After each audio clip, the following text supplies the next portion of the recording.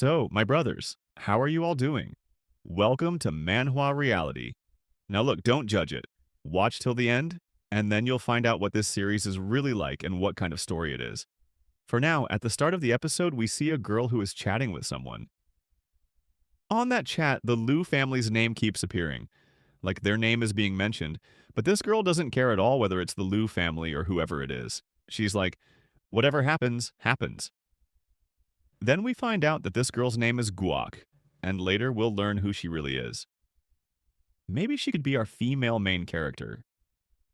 For now, we see a man come over and say, Go Mang, get lost from here. Your own biological parents are already dead, so why are you still staying here? Get out. This man's name is Lee Sayo, which means uncle. But who is Gui? For now, there's a girl standing beside him. Her name is Gui In, and she is her second sister. She is even saying, Uncle, my older sister's blood is both hot and cold, but she isn't that bad either. Then the uncle says, Take your brother and leave. Stop wasting money, okay? Your parents are already dead, so what connection do you still have here? Don't even think about staying here anymore. Then that girl stands up and says, What did you say, Guian? As soon as she asks that, the other girl replies, My parents left all this property in my name. You have nothing to do with it, so you can leave. The girl says this and then adds, If you want to stay, you can talk to Uncle. It has nothing to do with me. Anyway, we see the girl say, There's no need for that. I'm leaving on my own. And she starts walking away after saying that. Then Uncle says, You don't need to talk to her at all. Okay, Guian, don't talk to her. In the future, you'll be talking to important people. Don't waste your time talking to worthless people like these. Don't worry, Uncle. I know. Oh, really? Family show? Wow, what terrible acting you two are doing. Truly amazing. As soon as Go Monk says that, the other girl replies, What? Family show? I wasn't acting at all, understand? The girl says that and continues, Go Mong, how dare you? Anyway, we see Go Mong reply, Oh, really? When your parents were alive, they never even looked at you, and neither did you look at them. And when they died, you didn't even cry. Yet now you're talking nonsense here. I seriously don't know how all this property ended up in your name. Honestly, I think they must have felt pity for your weakness, and that's why they gave it to you. Anyway, forget it. What do I care? I'm leaving. You go your way, and I'll go mine. After saying that, Go Meng starts leaving. But while she is walking away, we see that Guiyin is getting more and more irritated. The scene shifts, and we see the Imperial Palace of Ming City, which looks absolutely incredible. Seriously, this place also has auction houses and all sorts of things. Go Meng has arrived here, and her younger brother is with her as well. This child's name is Gusi, and he is Go Meng's younger brother. He says, This is the most popular place in Ming City. It's average, just average. As soon as he says that, a girl remarks, Hey, which family are you from? Who do you think you are? Look at yourself. You don't seem rich at all, yet you're pretending to be rich. Because honestly, their clothes don't look that great. Then we see Go Meng step forward and say, What does my family have to do with you? Do you have something to say? As soon as she says that, the other girl replies, Looking at your clothes, it doesn't seem like it. They look like they were picked up from the streets, and yet you've come here pretending to be rich. The girl keeps talking, but there's no point. Then we see Go Meng saying something while the boy beside her replies, Yeah, very much. At that moment, another girl arrives. She is Go Meng's helper. Her name is Lin Sung. She says, I was wondering who came here wasting so much money, and when I got here, I found out it was the young master of the Gu family. Well, did you miss me? But we see the child respond, No, not at all. Stay away from me.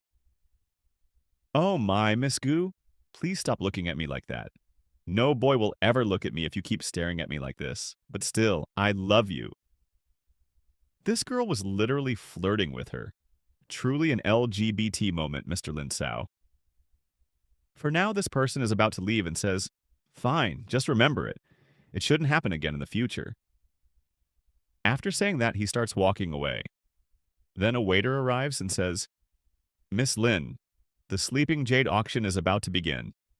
Here is the invitation letter. You may proceed. As soon as he hands it over, the girl says, I think you've misunderstood. I'm not the person this invitation is meant for. It's actually for them, okay? They are the ones who came to obtain the Sleeping Jade. As soon as she says that, she also, here we see that girl, Gang, quickly grabs the letter and starts walking away. She is showing the letter as she goes.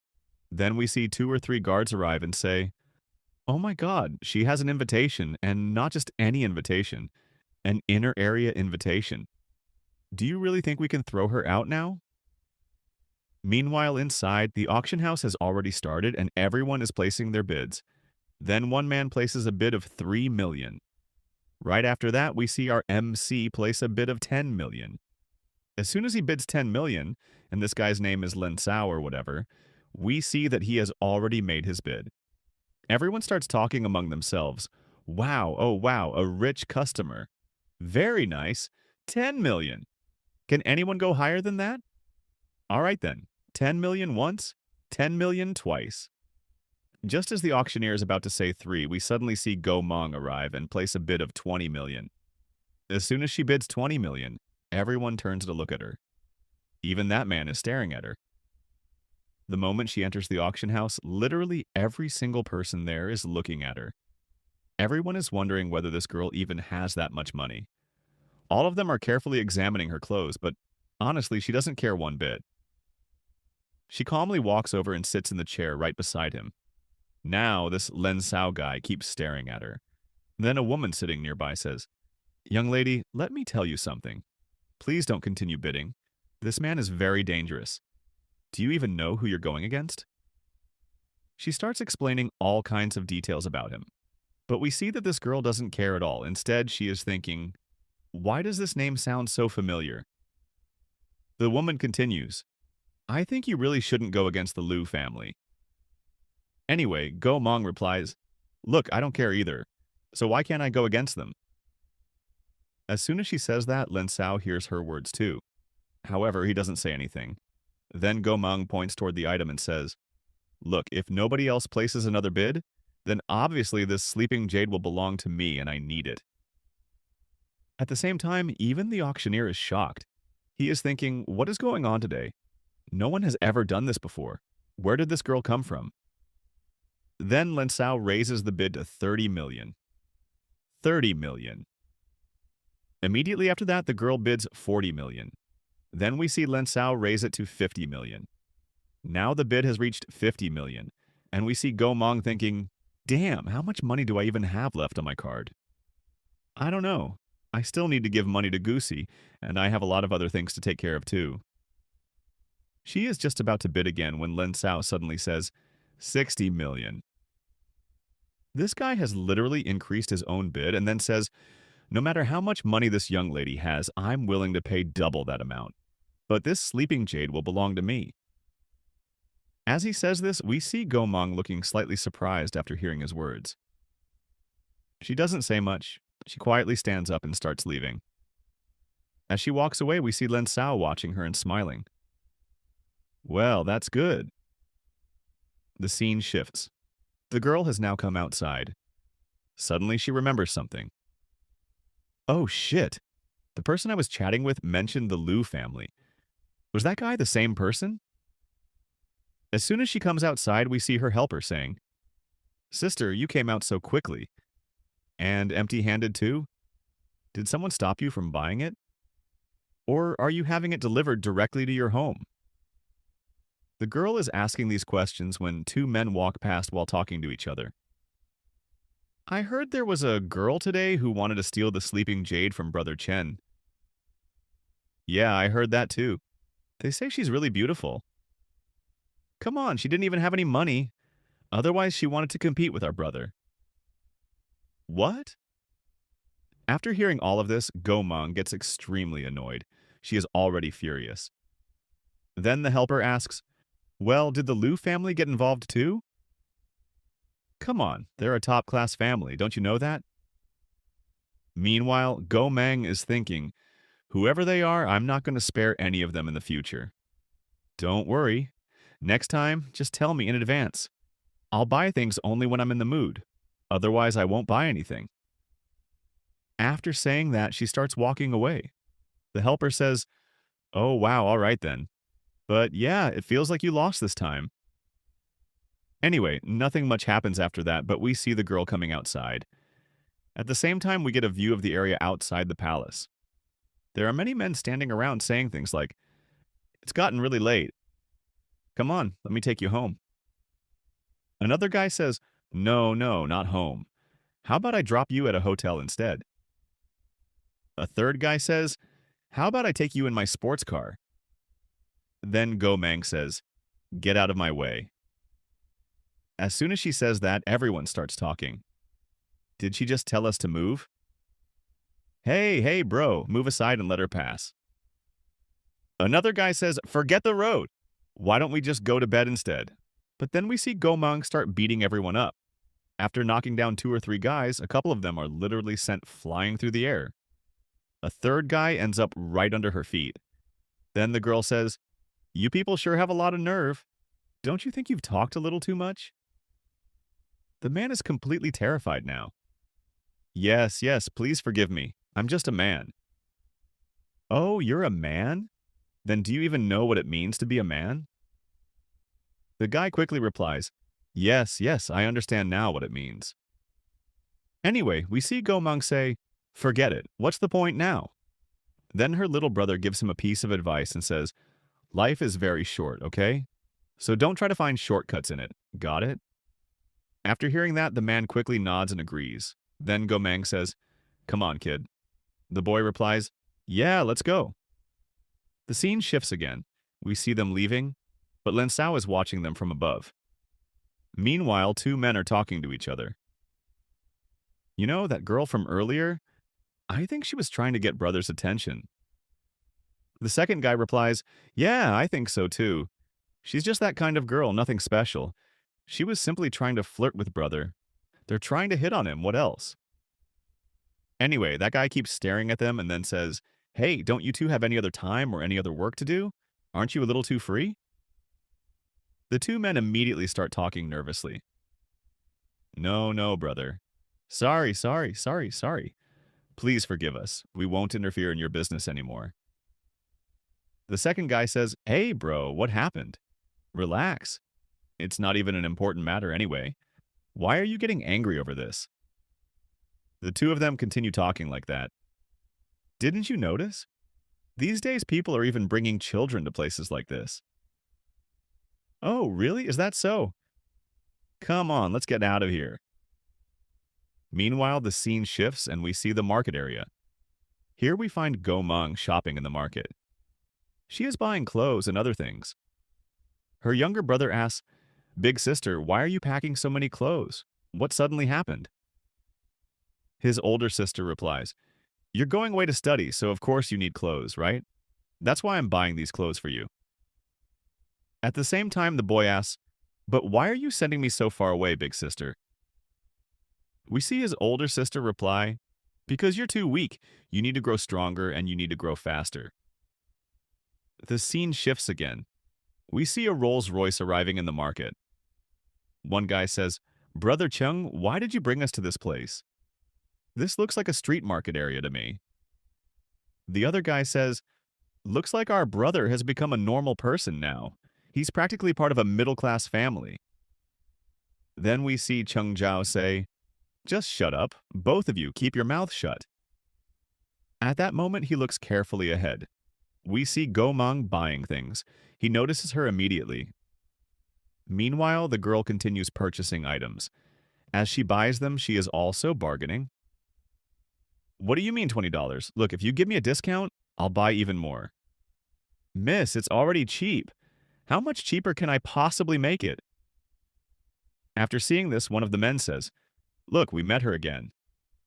"Bro, are you looking at that girl?" "Where?" "Oh, you're smiling, man." "Oh, wow, isn't that the same beauty who came for the bidding?" "But that kid is with her too." At the same time, one of the men asks, "Do you want me to check her background?" But their brother refuses. "There's no need for that." The scene shifts again. Before they know it, it is already 12 o'clock at night. It's midnight, and the girl has come to meet someone. We see a G-Wagon waiting there to pick them up. A man steps out and says, "Are you the one old Lou told me about?" As soon as he asks that, we see that this man is Song, an officer. The girl replies, "No, I'm not. He is." She points toward the child. "This is my younger brother, Goosey." The man says, "What? Him? Old Lou was joking with me or what?" At that moment, the little boy immediately says, "Are you making fun of me? Do you want to fight me? Should I show you?" Then his older sister says, "Hey, Goosey, what did I teach you?" The boy immediately says, "Uncle, please just give me one chance. I'll prove myself." Goosey says this confidently. Then another man arrives and says, "Hey, old son, what are you doing? Don't underestimate this kid, okay? You'll find out later once you take him with you, all right? How about this? Don't take him right now. If something happens later, then bring him over, okay?" The man finally agrees. At the same time, we see the child starting to cry. "Please, big sister, don't send me away. I'll learn on my own. Please don't send me far away. I can take care of myself. And when I grow up, I'll take care of you too." His sister patiently explains to him, "Look, staying around here isn't safe. Okay? When you grow up or when you defeat the strongest person in your class, I'll personally come to pick you up." The boy finally accepts it. "Okay, I understand." But he is still crying. "Sister, just wait for me. I'll come back within 6 months." His older sister replies, "Yeah, I know. I'll wait for you. All right, Gussie, go now."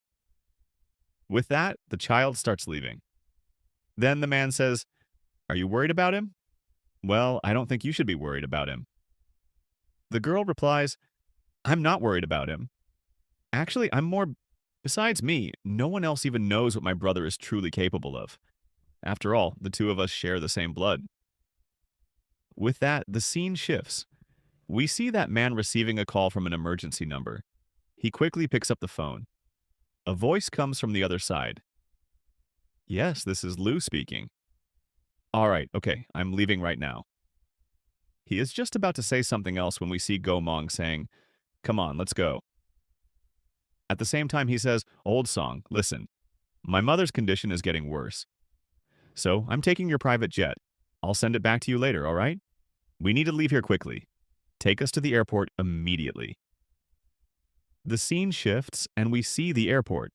They have already arrived in their area by helicopter from the helipad. The man says, "It might be a little difficult to get there right now. I did ask someone, but I'm hoping we still have enough time." Then Go Mang says, "Uncle, relax. Don't worry. As long as that person is still breathing, I'll heal them." Just then, a G-Wagon pulls up and stops in front of them. The person stepping out is none other than Lu Chengsao. "Uncle, please get in the car." Then she says, "Chengzhao, why did you personally come to pick us up?" "I just arrived here myself, so I came." Meanwhile, the girl is thinking, "Seriously? I ran into him again." Anyway, we see the uncle saying, "Go, Mong, come on. Get in the car quickly." The girl gets inside as well. Then we see this guy saying, "We meet again." "Oh, Miss Go, looks like we've met once more." This guy just keeps talking. "By the way, uncle, didn't you say you were bringing a doctor? Is this young lady the doctor?" As soon as he says that, we see Gomeng reply, "You talk way too much." After that, the guy can't say anything. We also see that the man sitting in the driver's seat has gone silent, and even his uncle has become quiet. Then his uncle asks, "Cheng Zhao, how is your grandmother's condition?" As soon as he asks that, the man replies, "Nothing much has changed. Military doctors are treating her, but her condition isn't good." Then his uncle asks, "But her condition was fine some time ago. You told me that yourself. How did it suddenly become like this?" Cheng Zhao replies, "I honestly don't know what's going on here." The man is clearly worried. Meanwhile, he is thinking, "My uncle never gives anyone this much attention. So what exactly did he see in this Gomong girl that he's treating her so importantly?" I really don't understand what's so special about her. And why does she always behave so strangely toward me? At the same time, we see the girl acting a little aloof and thinking, why does this Lou guy keep staring at me? Whatever. What do I care? I'll do my job. To hell with everything else.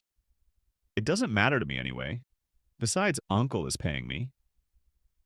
Meanwhile, the driver is thinking, these two would make such a great couple. If I could set them up together, it would be amazing.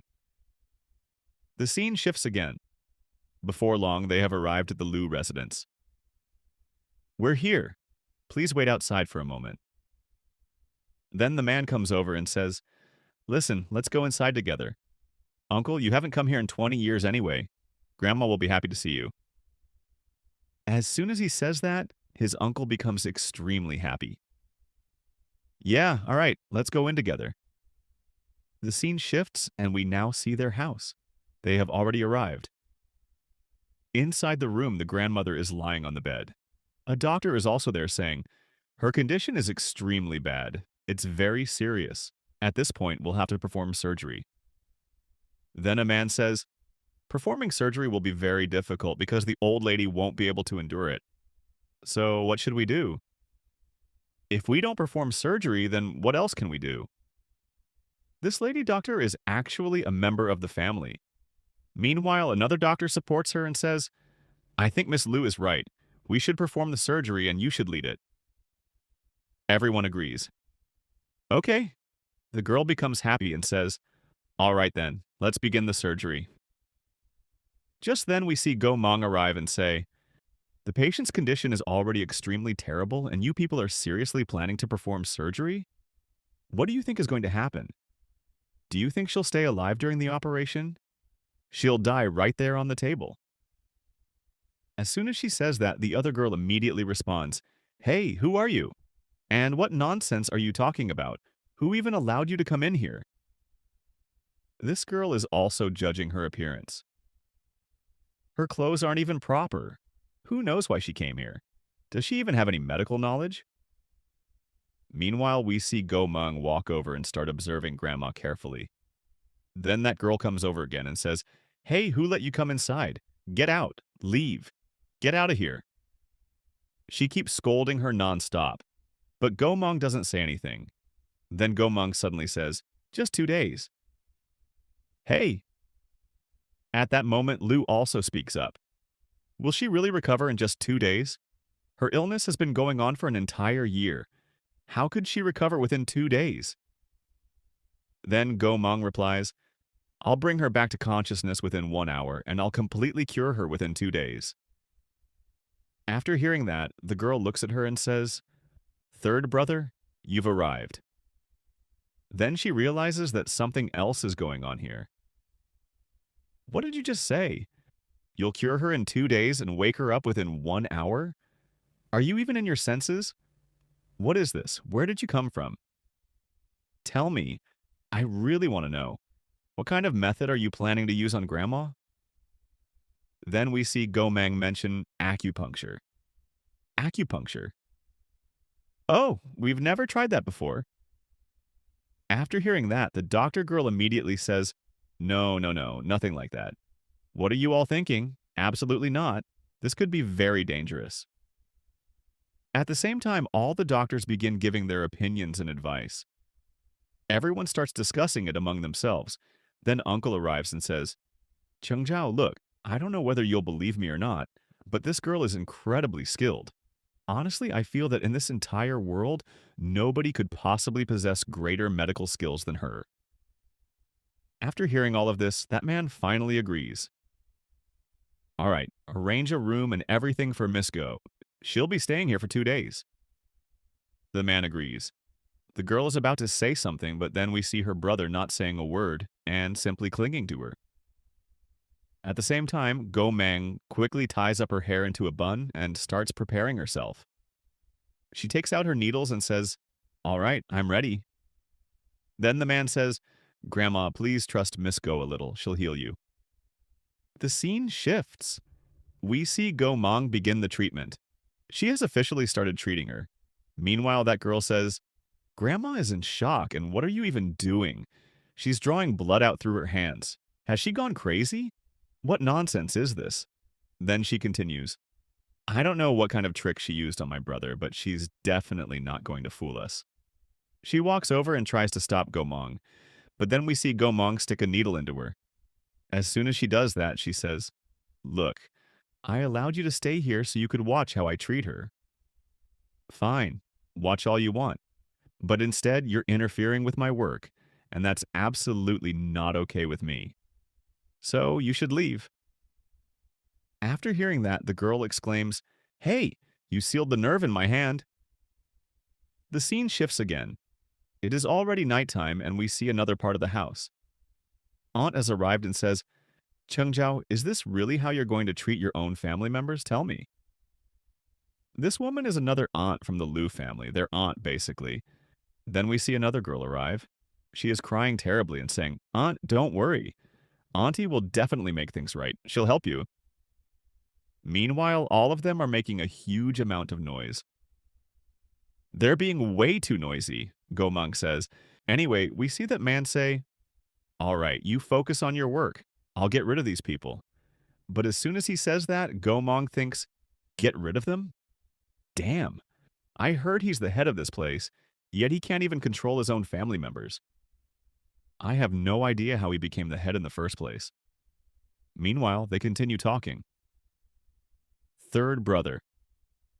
That girl is looking at him too. She is thinking, I had no idea who brought this outsider here.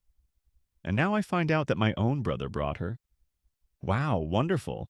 You haven't even been here for 20 years. What right do you have to come here now? Tell me. Oh, right, you already lost the right to even call yourself my brother. Now we find out that this woman was actually his aunt, not his aunt by marriage.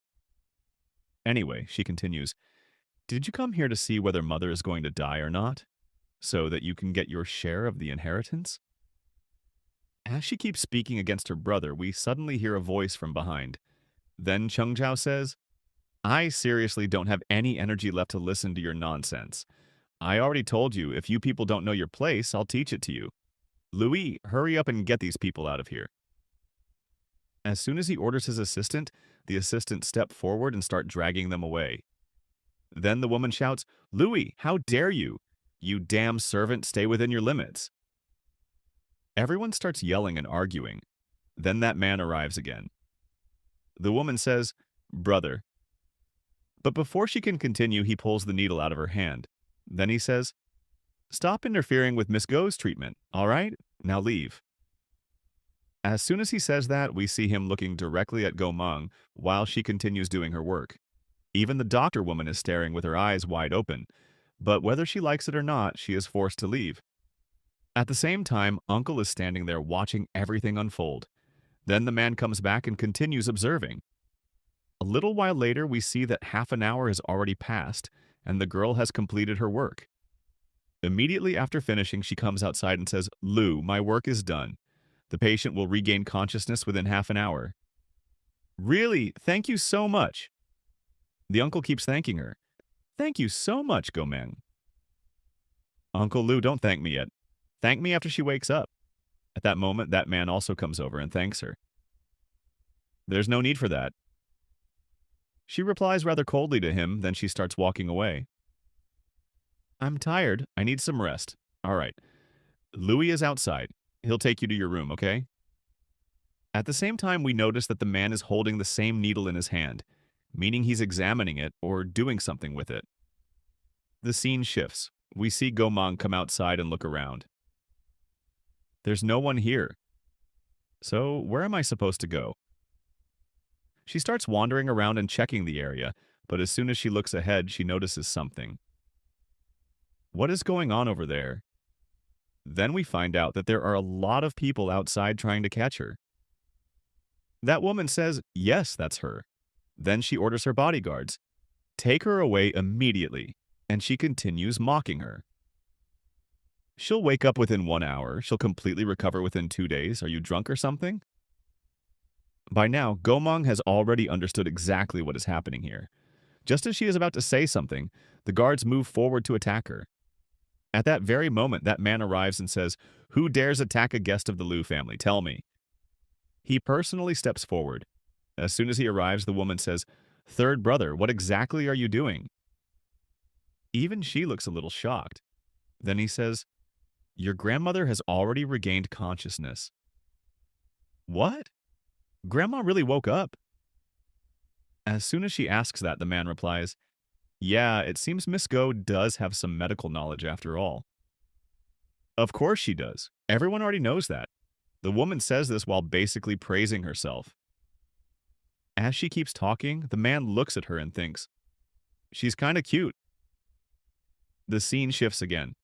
Go Mong starts performing more treatment on Grandma. As we see her treating her, many needles are inserted into Grandma's hands, and blood is even flowing out from them. Then that woman arrives again and says, "What exactly are you doing?" She has come back once again to interfere, but this time Chung Zhao steps in between them. As soon as he does, the woman says, "Chung Zhao, Grandma is in shock. Don't you know that? And you're allowing her to drain Grandma's blood like this? Do you even have any idea what's happening?" But the man replies, "Since apparently I still have some value in your eyes, let me tell you something. I still have patience, too. Understand?" The woman doesn't back down. "You're gambling with Grandma's life, understand? I won't allow it. You witch, get away from Grandma." As soon as she says that, she once again moves toward Gomong and tries to grab her hand. Then Gomong says, "Well, I didn't throw you out because I wanted to show you how I treat my patients. But it looks like I'm not going to let you off anymore." At the same time, she grabs the woman's hand. The woman shouts, "What kind of method are you even using? There's no scientific basis behind your treatment at all. Grandma won't recover. She'll die instead. Can you afford to take responsibility for her life? Tell me." Then Go Mong replies, "I already told you that I'll cure her, so stop interfering in the middle. Got it? Now get out of here." With that, she pushes her away and throws her out. But we see that girl still staring at her angrily. Then another girl comes over and says, "Miss, we should leave from here. Let's wait outside. Once the treatment is over, we'll deal with her." The girl leaves furiously and says, "Fine. Chung Jiao is here, that's why I can't touch her right now. But just meet me outside, I'll show you." Damn you, she's messing around with my grandmother and claims she'll cure her in 1 hour. Just wait. You're not leaving here alive. The scene shifts. About half an hour later, we see that Go Mong has performed another round of treatment. A lady says, "Miss, please come this way." Meanwhile, Go Mong is walking forward when she suddenly notices something ahead. There are a lot of people gathered there, all waiting to catch her. Then the girl asks, "Jiang, did Grandma wake up?"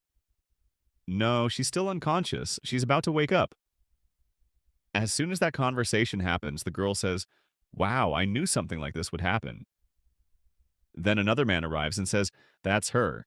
She's the one who used that strange treatment method. Catch her." This man is actually the fourth son of the Liu family. Basically, he's Chung Zhao's uncle. As soon as he says that, another uncle arrives and says, "What did you just say? Strange treatment method. What nonsense are you talking about? Where's your evidence?" Then the doctor woman comes forward and says, "I know what she did. She stuck needles into Grandma and even drew blood out. On top of that, she's claiming that she'll cure Grandma within 1 hour. Then another girl says, "Why are you wasting time here? Go and perform surgery on Grandma." Meanwhile, the uncle steps forward and says, "I'd like to see who dares lay a hand on her." He stands in front of Go Mong and protects her. Then another man says, "Damn it, Lu Songjing, don't forget. You were kicked out of here 20 years ago. 2 and 1. As the counting continues, we see that when she says 1, she closes her eyes. A moment later, the door opens. At the same time, Chung Zhao comes out. As soon as he steps outside, he says, "Grandma has woken up." The moment he says that, everyone is shocked. What? Grandma woke up? Everyone is stunned. Even that girl says, "Grandma really woke up?" All the doctors are shocked too. Yesterday she wasn't improving at all, and today she woke up. How is that even possible? Meanwhile, that girl runs over and says, "Impossible, I can't believe it." Then Chung Zhao says, "Who dared try to touch my guest? Tell me." The guards don't dare say a single word. Meanwhile, Gomong starts leaving. Before leaving, she takes something out of her pocket and writes a prescription inside a diary, listing several medicines. Then she says, "These medicines are for 1 week. Please make sure she takes them." The man agrees. At the same time, he thinks, wow, her handwriting is incredibly beautiful. This guy's practically falling in love with her handwriting. Then Gomong says, "Uncle Lu, I have a lot of things to take care of. I have some work to do, so I need to leave now." And with that, she starts walking away. Then Chung Zhao calls out, "Miss Go." As soon as he calls her, she turns around and says, "Yes? What happened?" Then he asks, "Well, when will the next treatment session be?" When he asks again, she replies, "For now, keep giving Madam the medicines I prescribed for 1 week. Those medicines will help her heal. After that, we'll decide what to do next and when to continue." Then she says, "Uncle, I really have some work to do, so I need to leave now." The man is left wondering what suddenly happened to her. Then someone else asks, "Uncle Songjing, where did you even find this girl?"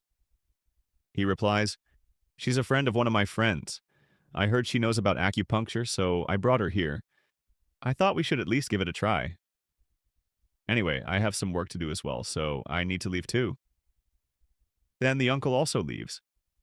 The scene shifts. We see Gomang return to her own area. Suddenly, her phone starts ringing. A voice comes from the other side. "Whenever I call you, you always hang up on me. Why? And every time I try to video call you, you disconnect immediately. Why?" As soon as she hears that, she says, "I'm about to hang up right now, too." Then the man quickly says, "No, no, no, wait, wait, wait." The scene shifts again. We see the man talking to himself. "This girl never talks to me properly." Now, this man is actually the leader of the Shadow Alliance, a group of hackers, and until now, he has never even seen Gomang in person. Meanwhile, he is thinking, whenever I call her, her voice always sounds different. I can never tell whether she's a boy or a girl.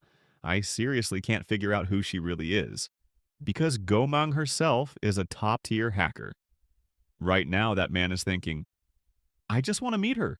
It's been 8 years and our alliance is still standing strong. Now we find out that it has been 8 years. There is an alliance called White Fox, and it was the Shadow Alliance that originally discovered them.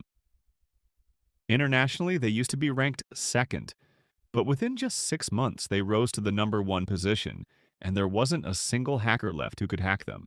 In simple terms, no hacker managed to break into their team. That's the simple truth. Meanwhile, White Fox is currently at the very top and is considered the most dangerous hacker group. Until now, nobody has successfully hacked them. No matter who tried, no one managed to break through their defenses. That's basically what's going on. Then the man says, by the way, I've already transferred the payment for the last assignment into your account. Don't forget to check it. As he says that, he adds, there's another job available, we just need to find someone. The client is willing to pay 1 billion. As soon as he says that, the girl asks, find someone? The man starts explaining everything. It's nothing major, I heard about this person. They're a doctor, and apparently they appeared in the Middle East about 2 years ago. They know acupuncture and are highly skilled at it. Nobody even knows whether they're a man or a woman. Maybe it's a man. They have short hair. After hearing that, the girl asks, who assigned this task? Oh, it was Mr. Liu from Suzhou. As soon as he mentions the name, the girl looks surprised and asks, on how many platforms has this task been posted?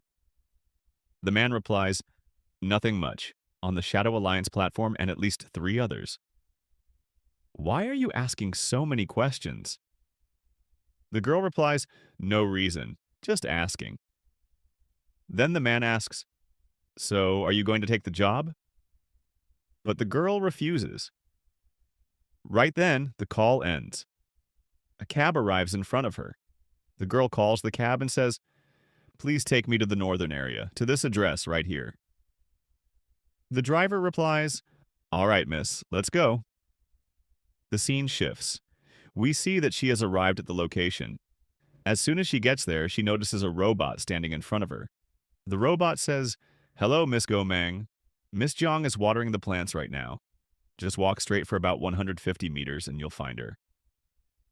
With that, the robot completes the verification process and thanks her. After hearing all that, the girl replies, all right, all right. As she walks ahead, she finally finds the girl named Jin Yang.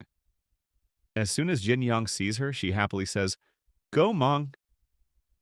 The moment she sees her, she becomes excited. You came to meet me. This girl is actually Go Mang's friend, basically her best friend. Meanwhile, Go Mang says, all right, all right. The scene shifts again. Jin Yang invites Go Mang into her house and says, I made this myself. Take a look. I even added sugar to it. You'll like it. At that moment, Go Mang thinks, it looks like she's recovered now. That's good. It's been a long time since I met her, and she's gradually getting better. Then we see her friend sit down, looking hesitant to say something. Go Mang asks, tell me, what do you want to ask? Then the girl says, I want to go to work with you. Like, I want to go somewhere outside. I don't want to stay here anymore, okay? I don't want to be a burden on anyone. I want to work too.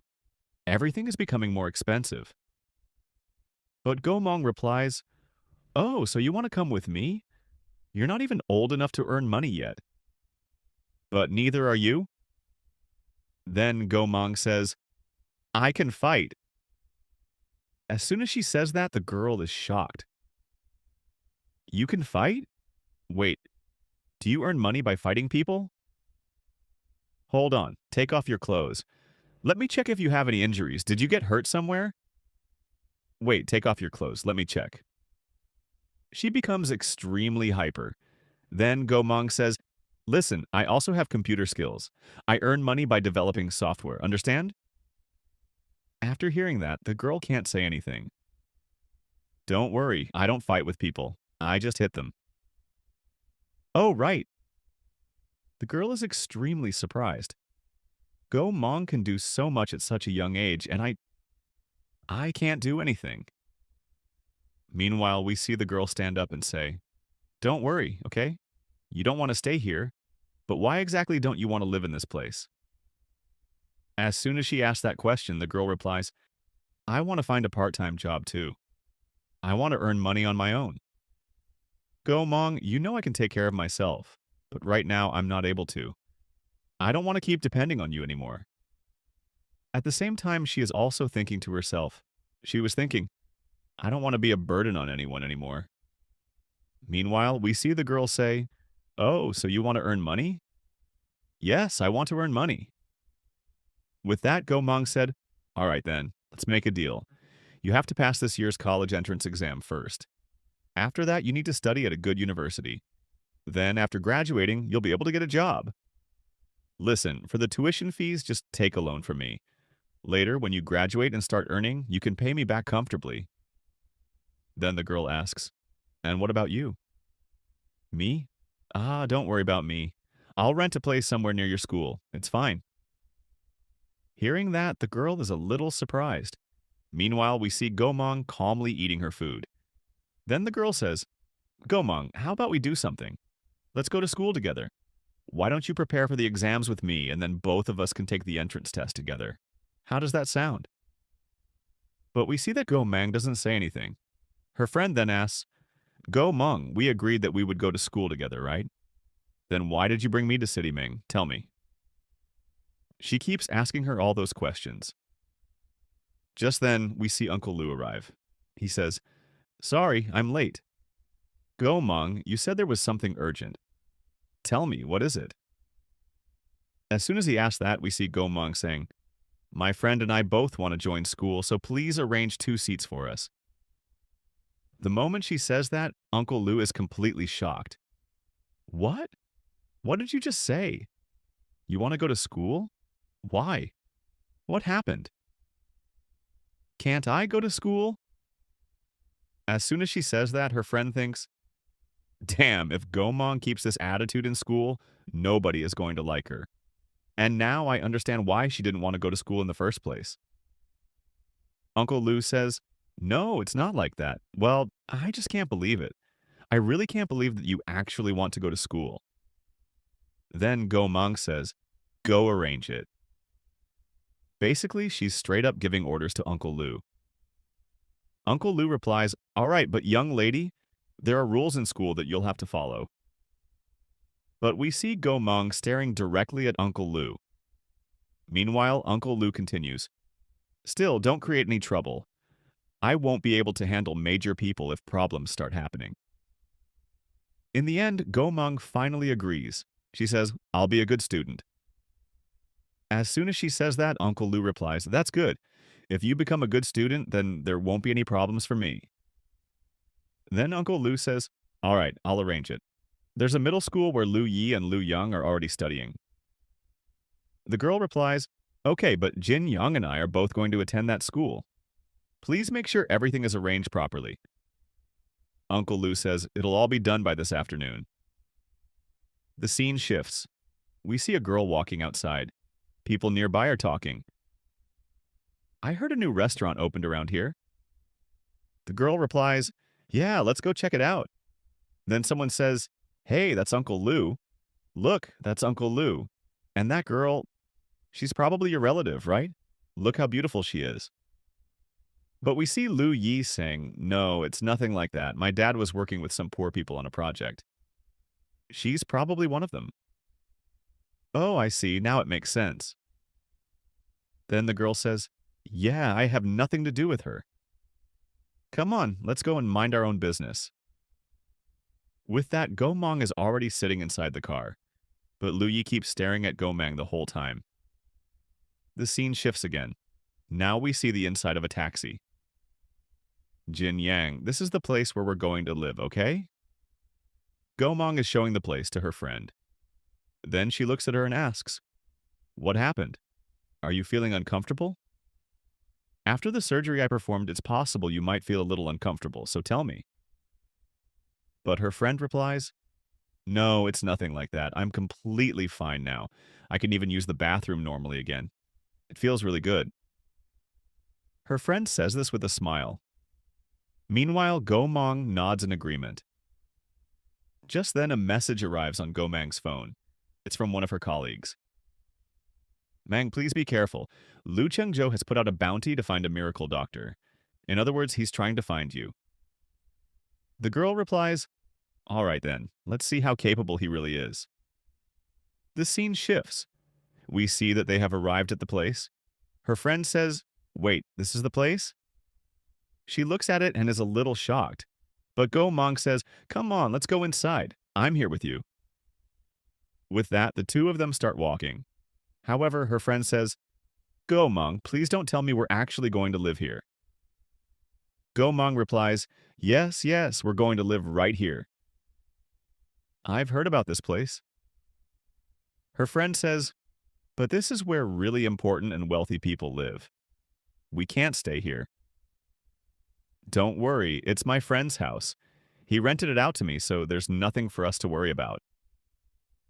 Go Mong calmly explains everything to her friend, and in the end, her friend does understand it, but still. The scene shifts. We see the two girls entering the room, or rather the house called Sea Palace. Now pay close attention. The two girls are holding each other's hands. Meanwhile, if a guy holds someone's hand, people start calling him all sorts of things. Sometimes this, sometimes that. Anyway, whatever. It had already become night, and this girl had to go to work. So she says that and starts leaving. Her friend also says, all right, take care of yourself. Now her friend has no idea what Go Mong actually does. Anyway, in the end, we see that Go Mong literally jumps down from the railing above. Seriously, she jumps straight off the roof. Whatever the case, she safely makes her way to the place she needs to go. Before leaving, she also tells her friend, send me all the information and details. The girl replies, okay, okay. The scene shifts. We see that she has arrived at the place where she has work to do. There were a few people there, and this girl beat them up thoroughly without any mercy. All of them are already lying on the ground. Then she retrieves all the information. Those people were also carrying some photos. They were photos of Go Mong when she was 15 years old, and the girl in the photo looked exactly like her. In other words, it was actually her. The girl thinks Lu Chengzhou. You won't be able to find me today. Don't worry. Meanwhile, we see that she has erased all the data. She says, I need to destroy all the information as well. Within a short time, she completely deletes all the data. After deleting everything, she starts leaving. Just then, she notices an alarm system, or rather, a speaker in front of her. She thinks, well, if I'm leaving anyway, why not say hi and hello to these people? So she starts greeting them. The scene shifts. The alarms are blaring and warning messages are being broadcast everywhere. Meanwhile, that man arrives. Everyone says Mr. Lu. The photo of the divine doctor has been stolen. Also, all the internet data and records have completely disappeared from the database. The man says this while trembling in fear. At the same time, we see that he has been beaten up pretty badly. Then Lu says, you people are really doing a great job of ruining my reputation.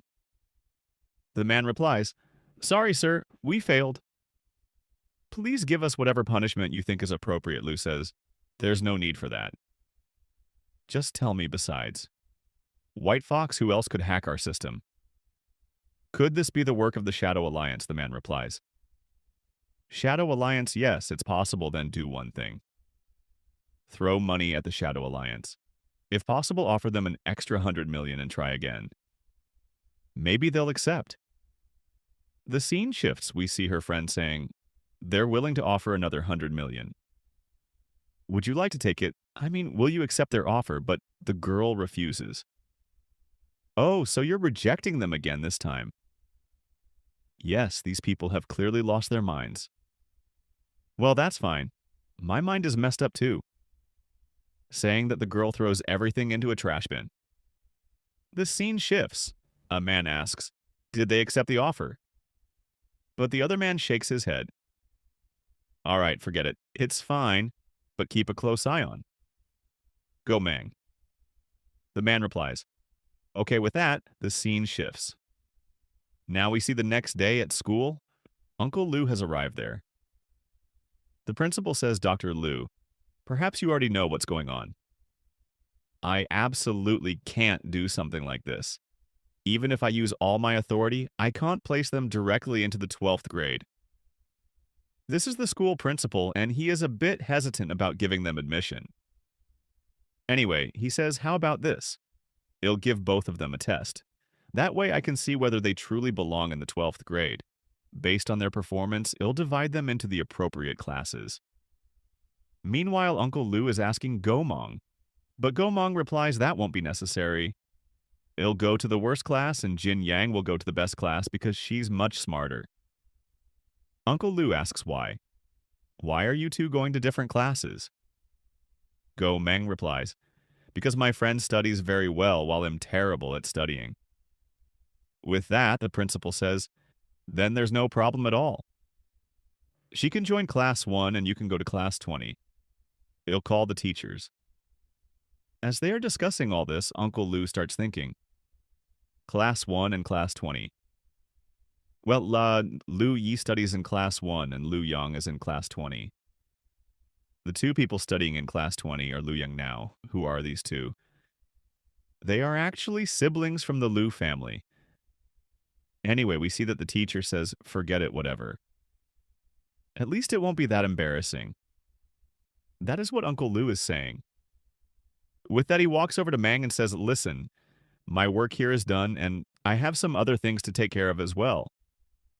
So I'm leaving now. If you need anything, just give me a call. The girl thanks him and says, thank you, Uncle. Please take care of yourself. Take care of yourself. With that, he leaves. The principal also says, Director Lu, take care of yourself.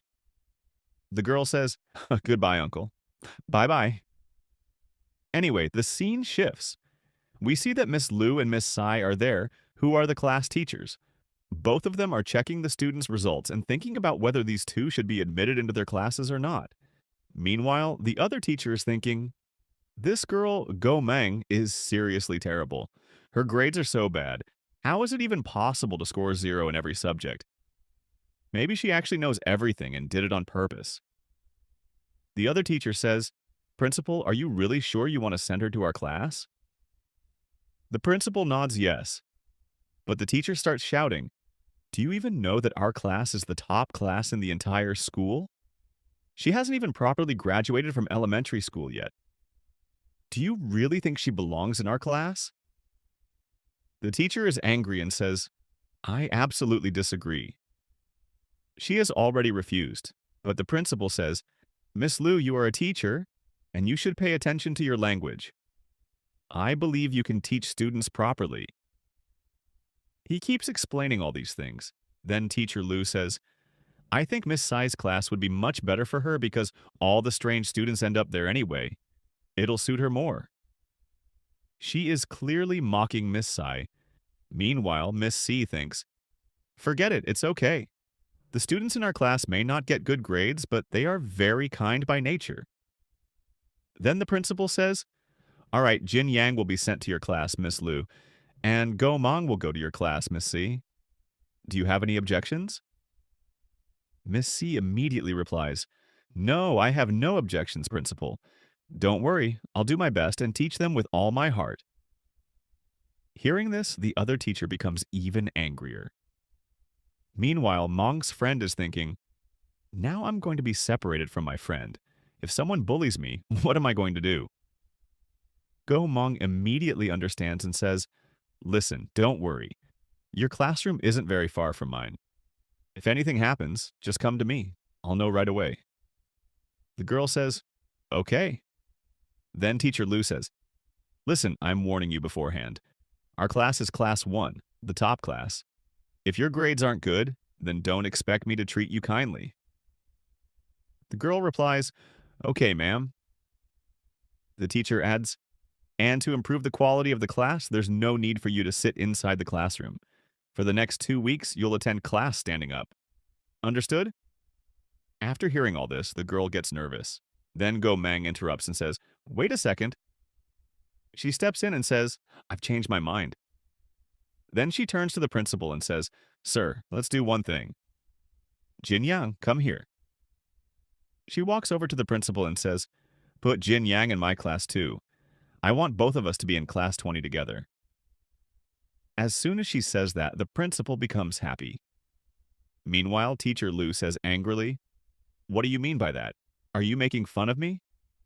This girl is mocking me. She should be grateful to be in my class, and instead she's rejecting me. The principal asks, Are you sure? If that's what you want, then there's no problem. It's actually a good thing that both of you will be in the same class. Go Mang nods. Yes, the teacher says, All right then, we'll do exactly what you want. Meanwhile, teacher Liu is still furious. She says, You're going to regret this. I'm leaving. With that, she storms off. Then the principal explains things to Miss Tsai. He says, Look, I'm entrusting the future of these 2 children to you. I'm counting on you. The teacher replies, Don't worry, I'll make sure they have a bright future. The scene shifts. We now see the hostel. The teacher is there and says, Although class 20 isn't as good as class 1, I'll still teach you both with all my heart. Jin Yang immediately thanks her. Then Miss C says, Go, Mong, I want to ask you a question. I hope you don't mind. As soon as she asks, the girl nods and says, Go ahead. When she turns around, she seriously looks incredibly beautiful. Not just to me, even the teacher finds her extremely pretty. The teacher smiles and says, Tell me something, I saw your grades. Why are they so low? Go Mong thinks for a moment and says, Do you mean why all my marks are 0? That's because while everyone else was taking the exam, I was sleeping. She is clearly lying on purpose. The teacher says, All right, that's fine. I'll give both of you half a day off. Go and bring all the things you need and make sure to come back to class on time, okay? Jin Young immediately says thank you. With that, both girls come outside and start waiting for a bus. The girl says, All right, I need to buy a few things now. They continue waiting. Just then, a G-Wagon arrives in front of them, and inside is none other than Lu Chengzhou. He steps out and says, Miss Go. The moment he looks ahead, he sees Miss Go standing there. The girl was looking at him too and thinking this guy looks way too attractive. At the same time, we see Lou thinking this girl is also incredibly attractive. What is going on? I want to see just how beautiful this girl really is. Then Lou stops his G-Wagon and asks, "Where are you going?" The girl replies, "I'm going to the mall." "All right then, I'll drop both of you there." Lou offers them a ride, but we see Jin Yang refusing. She says, "You go ahead. I am not coming." The reason is that she is extremely scared of men. Maybe she has some kind of trauma behind it. Then we see Go Mang saying, "Come on, let's go." And she practically drags her along by force. The scene shifts. The girl says, "Let's go to Straight Light Plaza." "Thank you." The scene shifts again. We see them sitting inside the G-Wagon. Lou is thinking, this is the first time I've seen a girl playing games. Then he asks, "So you transferred here?" The girl nods and says, "Yes, miss." "Go, you saved my grandmother and I still haven't paid you any consultation fee." As soon as he says that, the girl asks, "Oh, really? Then how much are you planning to pay?" Just look at Jin Yang. She is absolutely terrified. At the end, we see the girl winning the game as well. Then Lou says, "First, let's exchange our WeChat accounts. After that, I'll transfer the money to you." The moment he says that, the driver suddenly slams the brakes on the G-Wagon. As soon as the brakes are hit, Jin Yang ends up moving forward and sitting near the front seat. The man immediately says, sorry, mister." "I accidentally pressed the brake pedal." Then Lou says, "If you don't know how to drive, then call someone else. Don't come yourself." The driver looks shocked and says, "Sorry, sir. Please forgive me." The reason he hit the brakes was because he was thinking. She suddenly asked for WeChat. Of course, I'm going to be shocked. The scene shifts. The man shares his WeChat account again. As soon as he says that to Miss Go, we see her staring at him. Then she shares her account as well. Well, unlike us, they don't exchange phone numbers. They exchange QR codes. Anyway, leaving that aside, we see Lou transfer 200,000 yuan into her account. The girl thanks him. Meanwhile, she is thinking, nice. Now that I have 200,000 yuan, my school and college fees will be covered. The scene shifts. Inside the school, a boy is talking. He says, "Bro, Yang, listen, this is huge news. A new girl has transferred here and she's unbelievably beautiful.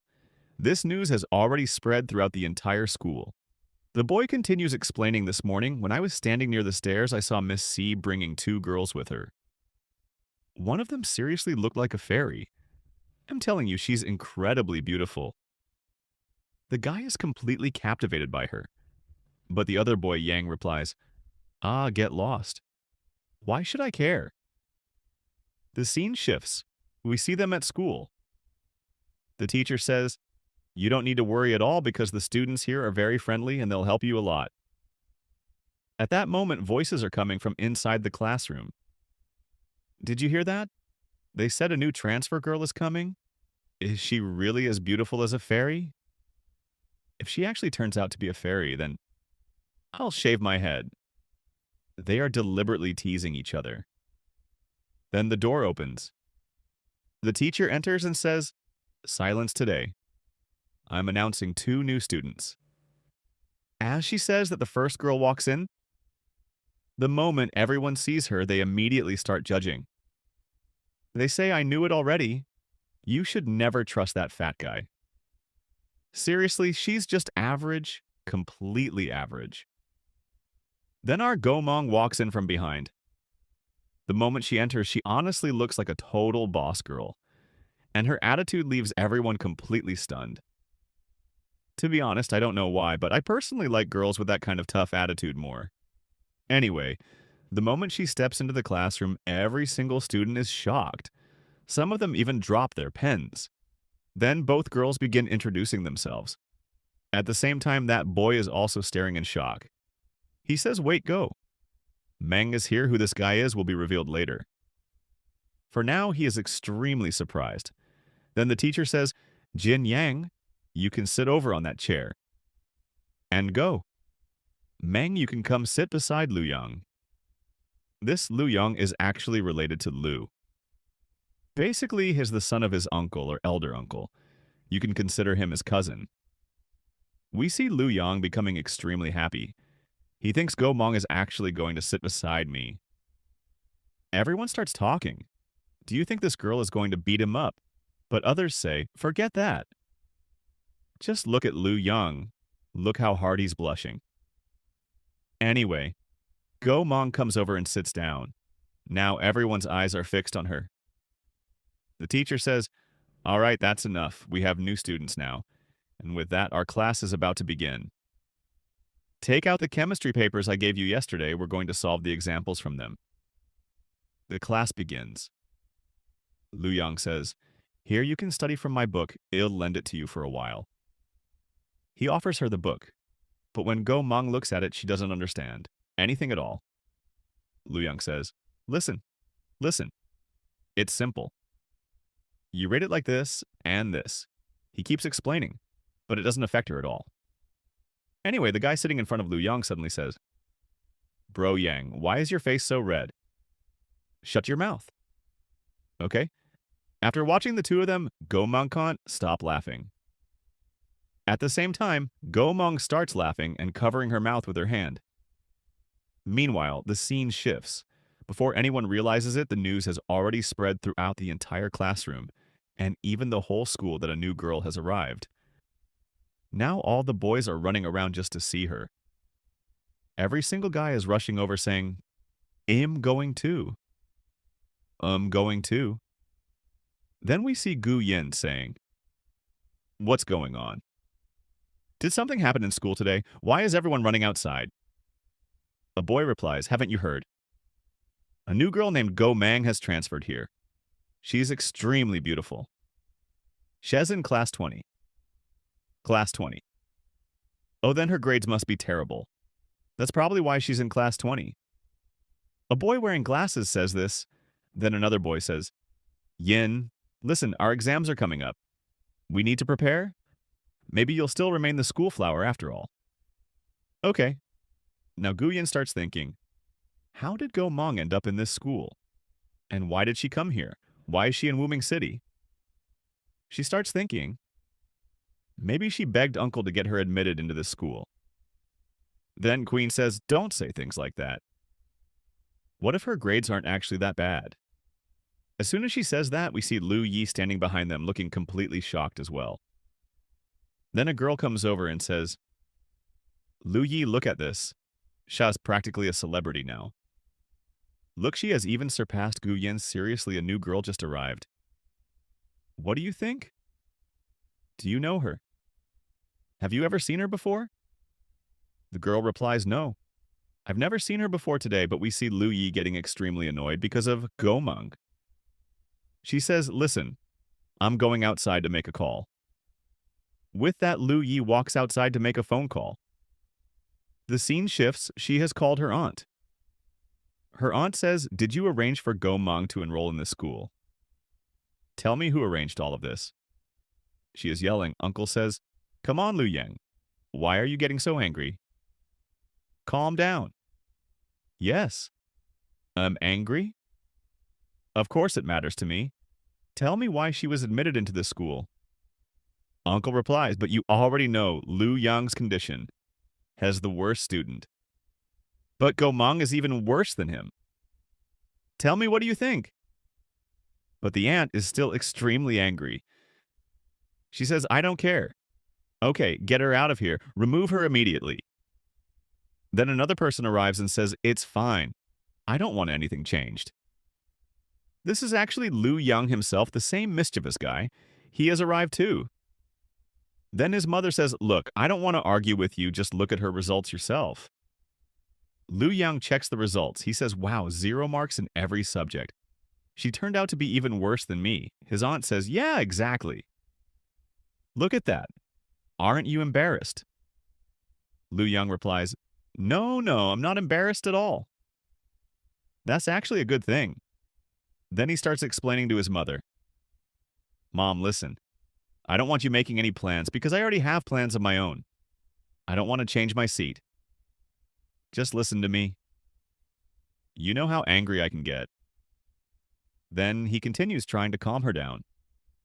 All right, Mom, don't be angry. Okay? It's already very late anyway. Let's go have a night snack. And he takes his mother away. The scene shifts. We see a hotel. There we see Gomang's colleague saying, here, eat this too. Gomang replies, listen, speak properly, okay? First, tell me how the situation is going. Why did you call me here? Do I really need to get involved in this? Her colleague says, of course, if I could handle it myself, would I bother you? Gomang says, all right, that's fine. Then tell me I already have a lot of things to do. I even have to take the university entrance exam. As soon as she says entrance exam, the other girl is shocked. She says a top-class hacker talking about taking an entrance test.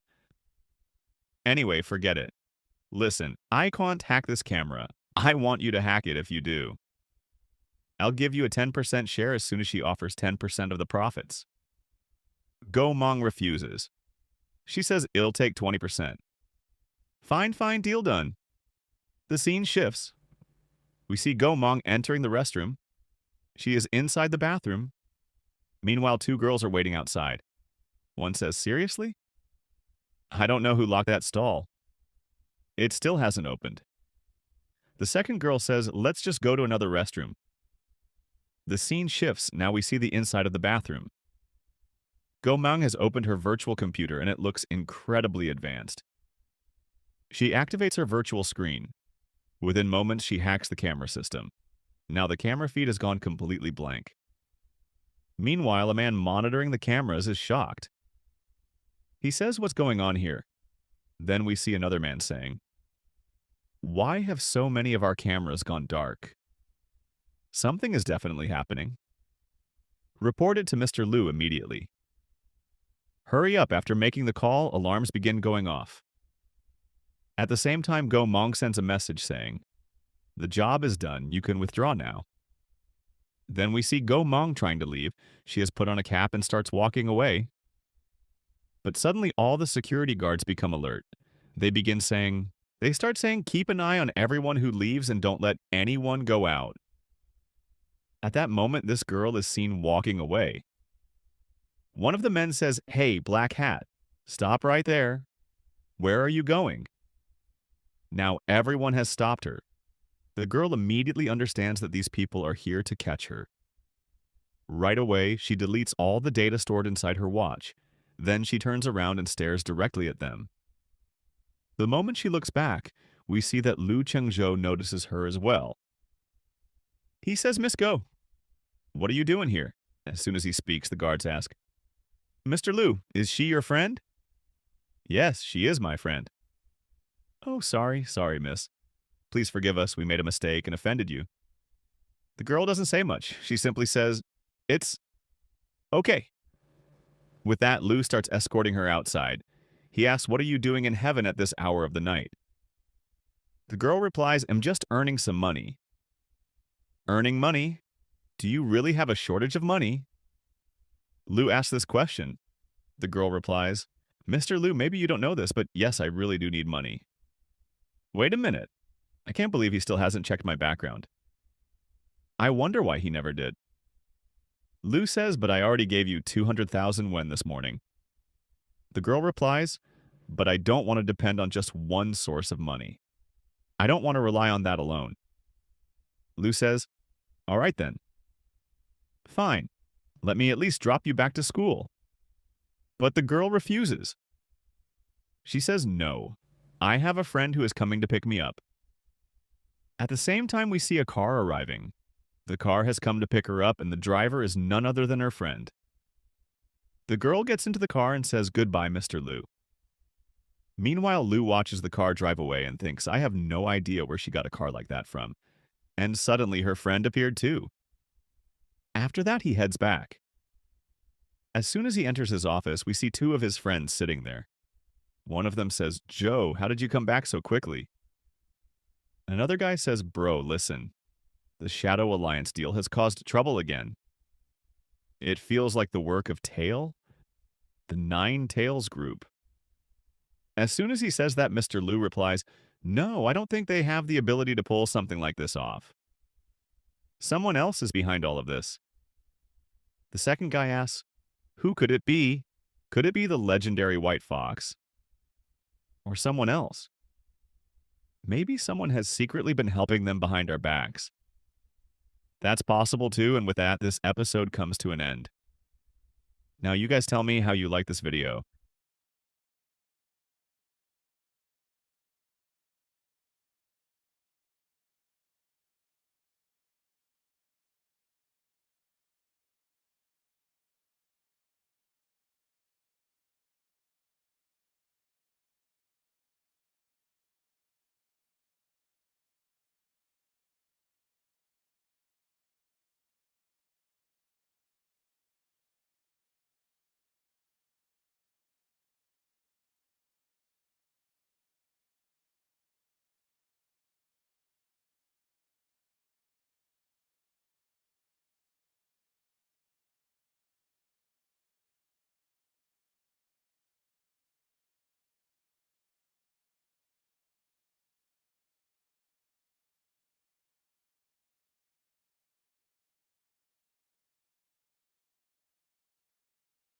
So guys, how are all of you doing?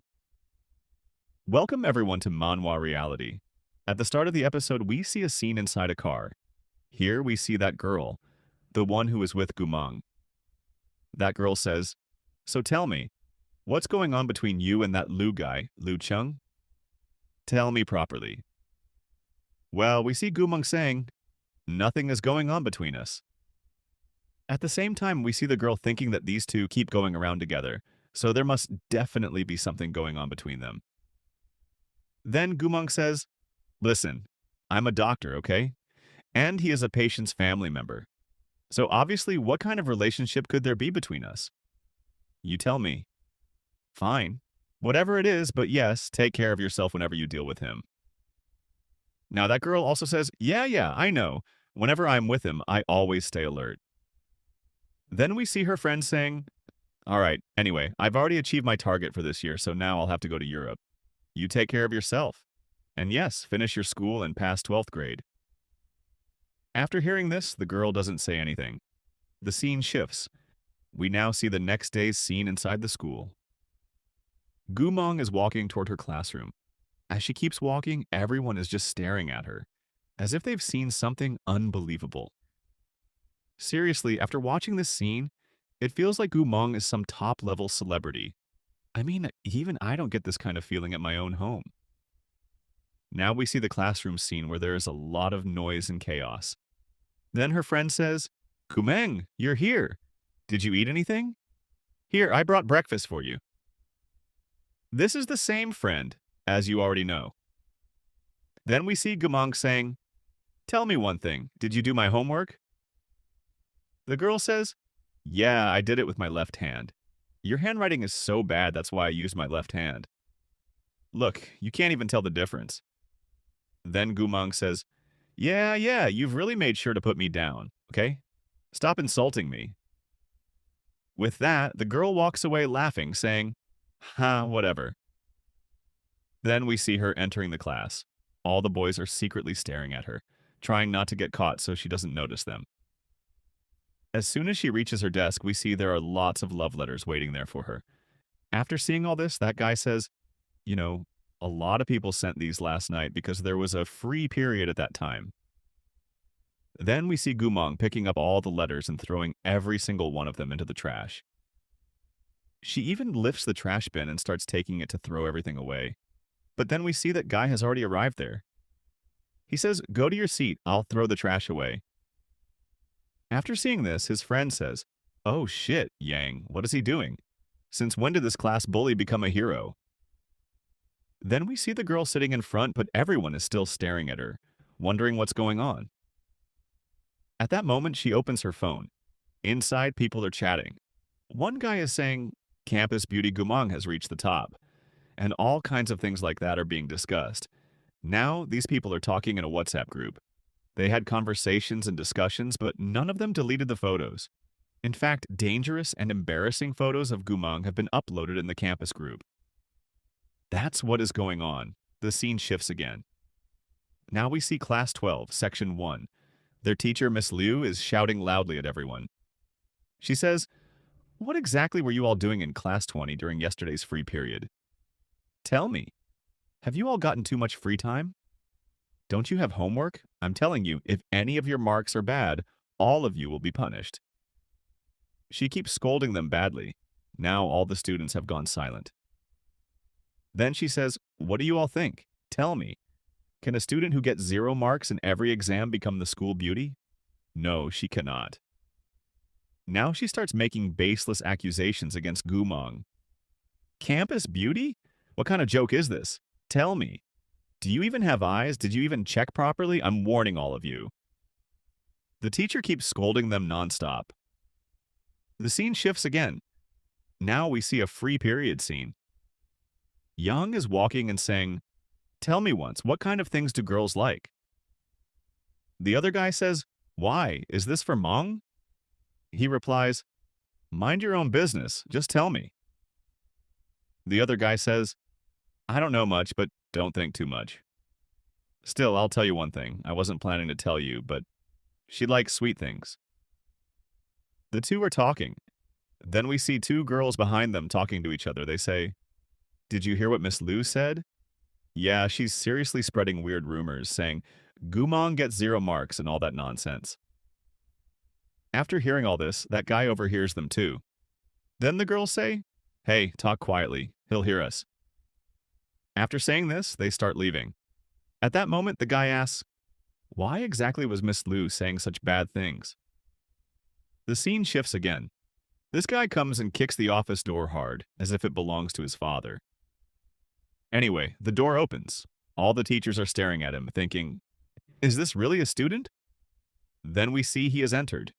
His friend has also arrived. His friend says, "Shit, man, I got a little late. I came running, but what's going to happen now?" Then this guy keeps searching and finally reaches the teacher. He says, "So, it was you, the one spreading lies about Gumong. So, you are the one making false accusations against Gumong. Huh, what happened? What do you want? Are you here to stand up for Gumong? Tell me, what problem do you have? And what kind of rude behavior is this? Tell me properly." Here the teacher is also speaking with attitude and says, "Is this what your teacher taught you, tell me?" Now this guy also says, "Hey, what do you think of yourself? What kind of teacher are you? Look at your own behavior. Okay, you do not even teach class 20 properly, so stop talking nonsense. Who is getting 0 marks and who is getting good marks?" This teacher also stands up now and says, "Talk with some respect. What nonsense are you speaking? Your dad may be the bureau chief, but that will not work here. If you are a student, then behave like a student. Can teachers not scold their students?" Now Young says, just because students in your class are not getting good marks, that does not mean you can say the worst and most disgusting things about them. That is not necessary. You have only seen the outside story. What do you even know about what is happening inside? Do you know anything about what is going on inside her? Do you know anything about her past? Do you even have any idea? After hearing all this, the teacher cannot even say anything because he has spoken so much. Then that guy says, "If something like this happened to you, then what these people should be expelled." Then the other miss also starts speaking and begins defending them. She says if they want to study, then they can study. "Oh, really, miss? So you're saying if your students want to study, then they can do very well. Fine, then why don't we make a bet?" Now these teachers are talking about making a bet. She says, "Look, last year the student who ranked 643. If even one student from your class manages to score above rank, 643, then I will apologize in front of everyone in front of the whole class. Tell me, how does that sound? Is that okay for you?" At the same time, Young is standing there and the teacher asks him too. She says, "Do you have that much courage? I am giving you this opportunity. Go." After hearing all this guy gets angry, but we see the teacher looking happy. She says, "What happened? Do you not have confidence? Tell me, can your student not score that much? After hearing all this, Miss does not say anything, but we see Gumang listening to everything. Then she says, fine, if you want to make a bet, then okay. I am ready for this bet. Then Gumang walks forward and says, fine, then I accept this bet. After saying this, she starts walking. As soon as she comes forward, both teachers are looking at her, and Miss is looking too, saying, Gumang, you are here.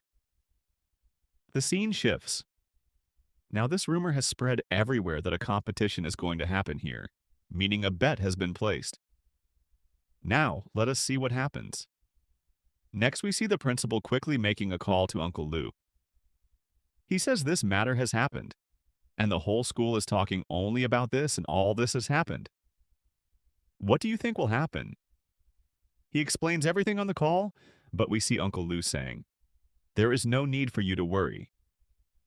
Gumang said she will handle it herself, so you do not need to worry. Uncle Lou says only this. Then the principal asks, can I ask something? Is the report in Gumang's file fake? As soon as he asks this, Uncle Lou says, there is no need for you to worry. Your school's glory will return to you. It was number one. It is number one, and it will remain number one. Okay, so do not think too much. After hearing this, the principal says nothing. He thinks, fine, if you are this confident, then I just want to know who exactly Gumang is. The scene shifts again. Inside the classroom, everyone is talking and blaming Yang. They say, have you gone crazy? Do you want all of us to get destroyed because of you? This guy is now giving a lecture in front of everyone, meaning he is motivating all of them. He says, guys, we can do this. Then someone says, yes. Yes, he is right. I am with you too. I like studying. But the problem is we do not understand anything. We cannot solve anything and all that. After hearing all this, another girl also says, yeah, that is true. But what are we supposed to do now? Everyone is troubled. Then we see Yang giving such a speech that this girl smiles and says, as a senior, I will always respect my juniors and I will always protect them. After hearing all this, the guy is shocked and says, what nonsense did he just say? The scene shifts again. We see somehow they managed to survive this class and everyone is heading toward the washroom. Then everyone was heading toward the washroom and all that, but we see this guy doing something completely different. He was busy playing basketball. I mean, his exams are coming, and this guy... Well, anyway, the scene shifts, and now we see the scene near Jin Young's desk, where one girl is sitting. Then one girl says, is it true? Did Gumang really agree to the bet? But even then, no one in the whole class is going to support her. Then another girl says, but Len Mong listened to us, that teacher always bullies our miss. So this issue is not just Gumang's issue, this is the issue of our whole class, even though our class has nothing to do with it. Another girl also supports and says yes. She always bullies our miss, and our miss is very honest toward us, and she is really very good. Then the scene shifts. We see Jin Young has come to Gumang and is telling her everything she says. It is really very hard. Honestly, it is difficult to study. Here Gumang asks, is it that hard? She says, yes, really, the whole school has different papers and different levels, and you already know the level of our school. I mean, if we could somehow get the high school exam pattern or some practice sets, then it would be much better. After hearing this, the girl says, yeah, but getting that is a bit difficult because I do not think we can get it. But we see Gumang saying, it is not difficult for me. I can hack it very easily. The scene shifts. We see the night scene where everyone is in their own rooms. But we see this girl taking out her computer and laptop and getting to work. She has entered her group and sent a message saying, this is the work she wants done, and everyone should do it quickly and send it. But we see everyone has already started doing the work because she is actually their leader. Then we see she has reached the data bank of NCU High School and is downloading the practice sets. At that moment, her friend comes and says, are you not going to sleep? Gumang says, yes, I am going to sleep now, okay? I will turn off the light before sleeping. Jin Young says, listen, Gumang, you need to sit with me. Okay, do not sit with Young. Sit with me from tomorrow. Okay, Gumang agrees. The scene shifts. We now see the next day and only 3 or 4 days are left. One girl says, Jin, this is my problem. I have marked it. Please check it. This girl looks and says, okay, I will check it. But we see she cannot find the answer and cannot solve it herself because the question is very difficult. Poor girl is practicing by herself. Then as she moves toward the front, we see she finds a desk where the answer is already solved. She sees it and says, wow, this is solved in such an amazing way and in such a simple way. Wow, but who wrote this answer? But we see Gumong is sleeping, which means this must be her work. The scene shifts. We now see the test scene, meaning their exam is about to happen. Then we see that teacher herself has come here into their class. Everyone is talking and saying, how will cheating even happen? Then that teacher comes and says, surprise. Surprise, kids. None of you will be able to cheat because I am the one taking your exam. And with that, the exam starts. But we see Gumong is in her usual attitude. Then we see that girl is shocked after seeing the paper. She thinks, wow, the questions from the practice set. The exam questions are exactly the same. The questions are very similar. The scene shifts as time passes their exam, meaning their test is finished. Now everyone is coming outside. We see this girl has also come outside. Then Jin Young says, Gumong, do not tell anyone about those exam questions. Keep it secret. This is our secret. Gumong says this and the girl says, okay. Okay, then we see Young saying, damn that old woman, I do not know where she came from. I could not even cheat because of her. Then Gumong says to Jin Young, you go and eat something. Okay. Meanwhile, I will go ask Miss for permission. Because I need to go get some things. The girl says, okay. After hearing this, Yang says, Mung Mung, I am coming with you. Okay? The scene shifts. Now we see a station area, meaning a huge mall scene. There we see that guy asking, what are you going to buy here? This girl says, I want to buy some snacks. As soon as she says this, that guy is shocked and says, wow, this girl is so cute. This is amazing. The scene shifts. The guy says, Meng, tell me what else do you want? He picks up some cookies and all. Then the girl says, come let us drink 2 milk teas. Okay, 2 cups. Then as the girl arrives, a voice comes from behind. Wow, looks like 2 kids have fallen in love. Then we see Chung Chu has arrived here, and his people are also with him. After seeing this, that guy turns back and says, no, it is not like that. We just came here to buy some things. Chung Chu, what are you and your people doing here? This guy is shocked. At the same time, we see Lu Chung Chu has also arrived here. This guy looks so dangerous that even this girl is looking at him. But we see Gumong ignores him and quietly starts walking away. After seeing this, Lu Chung Chu thinks, wait a minute, what kind of stone-hearted person is she? At least she could have said, hi, hello. But then we see this guy also starts following her. Here Young also tries to go with them, but his friends stop him. They say, where are you going now? Come with us. Hey, what happened? Come with us. Handle this first. Those guys were forcefully holding him back. Poor guy. They were not going to let him get close to her at all. Anyway, with that, the girl arrives and says, I want 1 mango milk tea. One should have extra sugar and put less sugar in the other.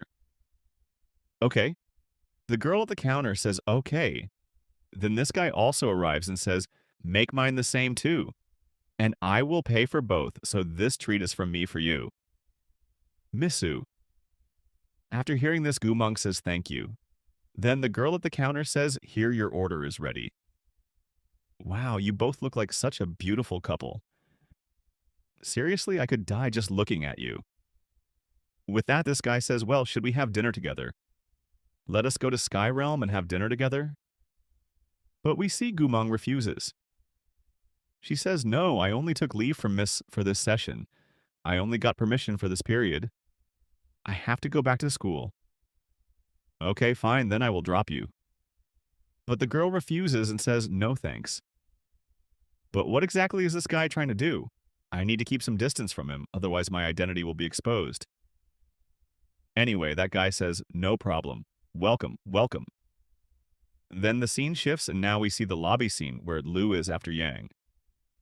He says, why did you not go home after the exam? He replies, I went to buy snacks with Mong. Then Lu says from now on, keep some distance from Mong. As soon as he says this, that guy gets shocked and says, why? Why should I do that? Then we see Lu saying, why? What happened? You will not listen to me. As soon as he says this, the guy cannot say anything and gets a little nervous. He says, but bro, we are desk mates, right? We sit together.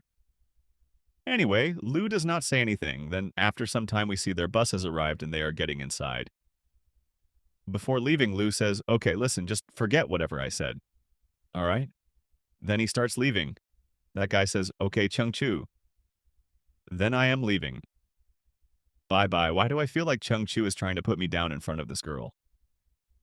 Anyway, why should I care? With that, this guy also leaves. Then we see Chung Cho, meaning Lu Choi, eating something, and at the same time staring at that girl and thinking, she is so cute, but she is not going to fall for him. The scene shifts here. We see his friends talking and saying, our boy is ruined. He has fallen in love with a girl. The scene shifts, and now we see the school scene. Everyone is talking, saying, I heard the result of that exam is coming this morning. Yeah, in the morning. Who knows what will happen? Who do you think will win? Louis or Goen?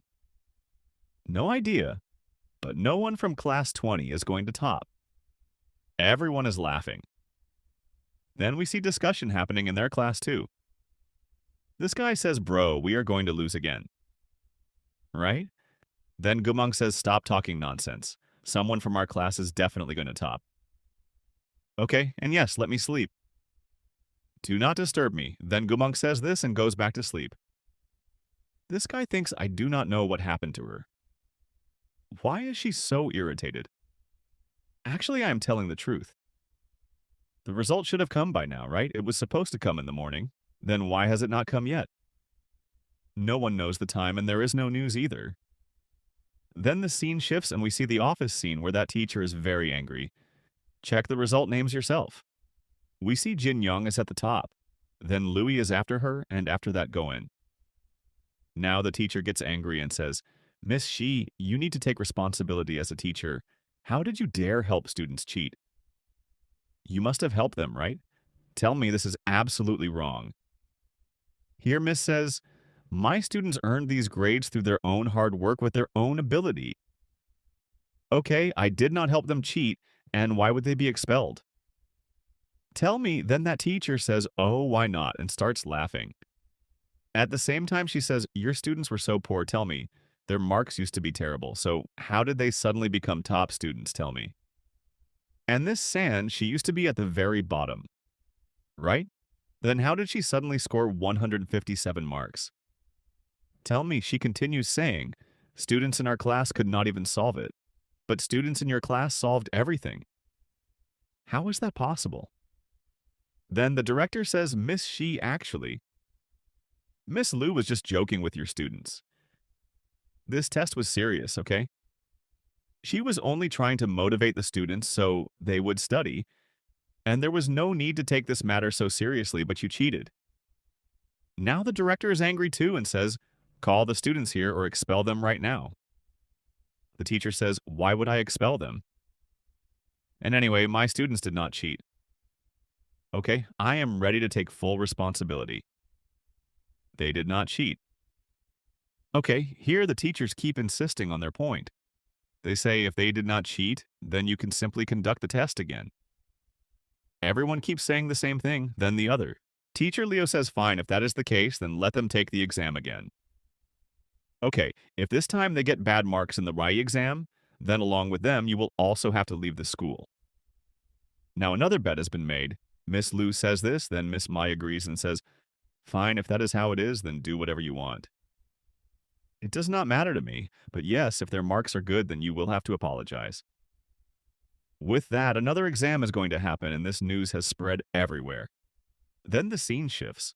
We see Gumong herself coming here. At the same time, we see Miss Shi calling someone on the phone. Anyway, then she notices her and says, Gumong, why did you come out of class?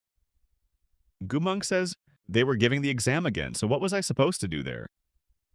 The teacher says, okay, but do not worry. I believe Jin Young did not cheat. Our class students cannot cheat. I am sure Gumong smiles after some time.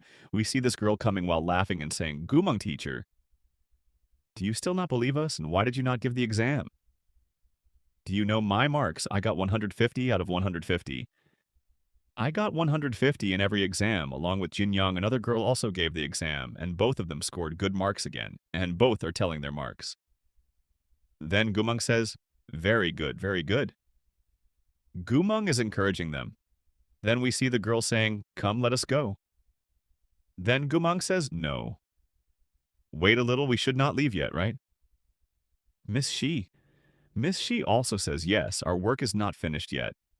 Then the door opens and Miss Shi comes inside saying, the results are here.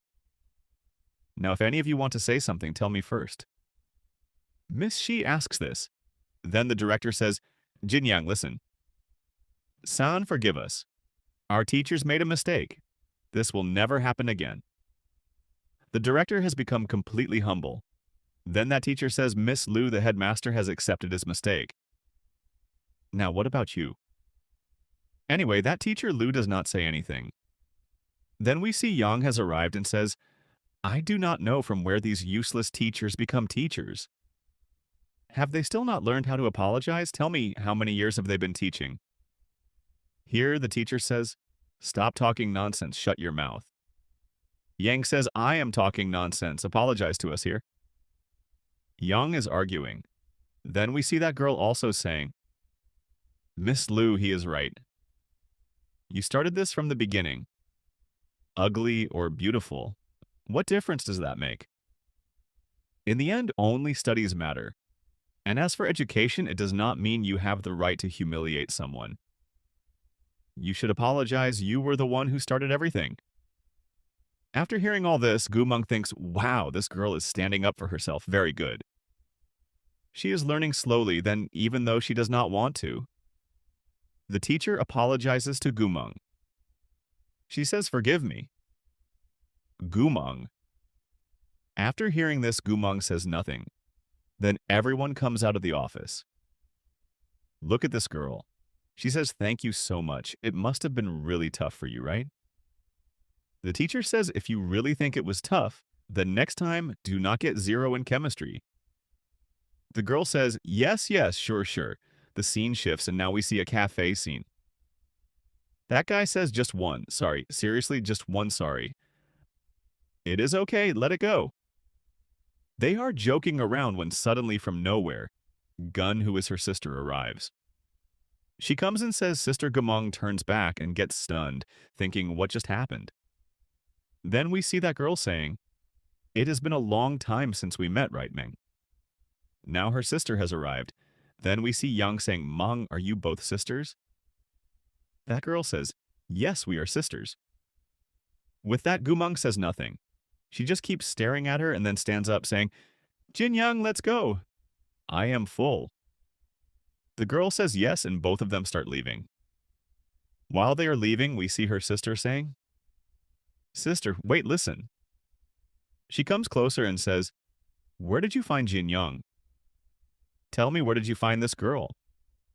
She had disappeared for years, right? And what happened to her? Is she going to school again? After hearing all this, Gumong gets very angry. Gumong says, shut your mouth, or you will not be able to open it again. After hearing this, the girl gets scared. Their fight was about to start. But then we see Gumong does not say much and quietly leaves from there with Jin Yang. This girl is very angry too. The scene shifts. Then we see Uncle Liu quickly calling Gumong. He says, listen, Auntie, meaning my mom is sick again. Madam, Go condition has become bad, so come quickly. Okay, understood. Fine with that, even though she does not want to, she has to go. Then we see the girl saying, yes, I found her. Then we see Liu has come to pick her up. He is standing outside smoking. As soon as he sees her, he says, Sorry, forgive me. I am troubling you again. Gumong says nothing and quietly sits inside his car. After seeing this, the guy is shocked. This girl is thinking, the Liu family is really very complicated. The more I try to stay away from them, the more I keep getting closer to them. Here, this guy keeps staring at her, but this girl does not like it at all. This guy thinks I do not know what happened to her. Maybe I should cheer her up. Then he offers her something to eat, but we see the girl looking carefully and thinking, wow, I have seen this before. These are limited edition cookies and they are very expensive. Well, fine, it is a luxury brand. I should at least taste it. This girl actually likes it and starts tasting it. Then she says, you have a lot of money. Right? Good for you. Here that guy says, well, madam, she was fine for a long time. I do not know what suddenly happened. I do not know what happened, but suddenly her condition got worse and she fainted. Gumong says you should ask all these questions to Lucivi. What? So you mean the medicine you prescribed was not used? Here Gumong says yes. After hearing this, the girl thinks maybe doctors are never satisfied. Anyway, let it be. I need to check what really happened. The scene shifts and now we see their house scene where we see the grandmother scene. Then a doctor arrives and says, Miss Liu, we need to perform surgery, otherwise Madam will not survive. Now that girl says, wait, stop for a moment. Let me check first. Let me understand what is going on. This girl starts checking and looking around. Meanwhile, we see Liu has also arrived and Gumong is there too. After seeing this, the girl turns back and asks, what are you all doing here? Leave from here. But we see Gumong quickly walks past her and the girl cannot say anything. Then Gumong comes near and checks Auntie and says, this time I am not confident whether I will be able to save her or not. After Gumong says this, that girl says, what is this? This is the same girl who treated Grandma before. Right? Why is she here? Throw her out. Do you want your grandma to die? I just do not want my brother to find out that I changed the medicine she prescribed. I want to get her thrown out. Then we see the brother saying, take Sivi away from here quickly right now, and after today, she should never come here again. Okay? After hearing this, his assistant says, yes, that girl is shocked. And says, what? But the door is already closed, and we see they have picked her up and taken her away. Here this girl is checking and says a very serious problem has happened. After hearing this, the guy asks why, what happened suddenly. Here the girl says, look, the problem is we need to perform surgery. Do you know any top-class neurology doctor? That guy says, my sister is also one, and yes, there is one person. But the girl says, no, your sister will not work. She is not capable enough. Okay, so call that doctor. Bring Dr. Yu here. With that, the guy quickly makes a call and says, listen, bring Dr. Yu to Liu residence quickly as fast as possible. We see he has made the call and said everything. And after a short time, they literally bring that man here. The doctor says, hey, Liu, family, have you all become robbers or what I was doing my work? How can you drag me here like this? Tell me, why are you carrying an old man like this? I was doing a perfectly good experiment. What is happening to me here? The doctor keeps saying, I told you all to let me go. I can walk by myself. Please let go of this old man. My bones will break. Leave me, leave me. In the end, they let the old man go. He looks and says, what is this, Chengzhou? But before that, he had already seen Madam and understood that Gumong is actually a top-class doctor. Gumong keeps staring at this doctor, so he stays quiet and he becomes silent. Then Chengchok says, you all can leave now, okay? He tells his assistants to leave. Here Gumong says, listen, look at Madam properly. This guy comes and checks and says, Madam was fine until now. Right? What suddenly happened? Why did her condition become so serious? Here that girl says, I gave her medicines, but suddenly someone must have changed the Chinese medicine with some other medicine, and that caused this problem. Oh, I see, then this is very bad.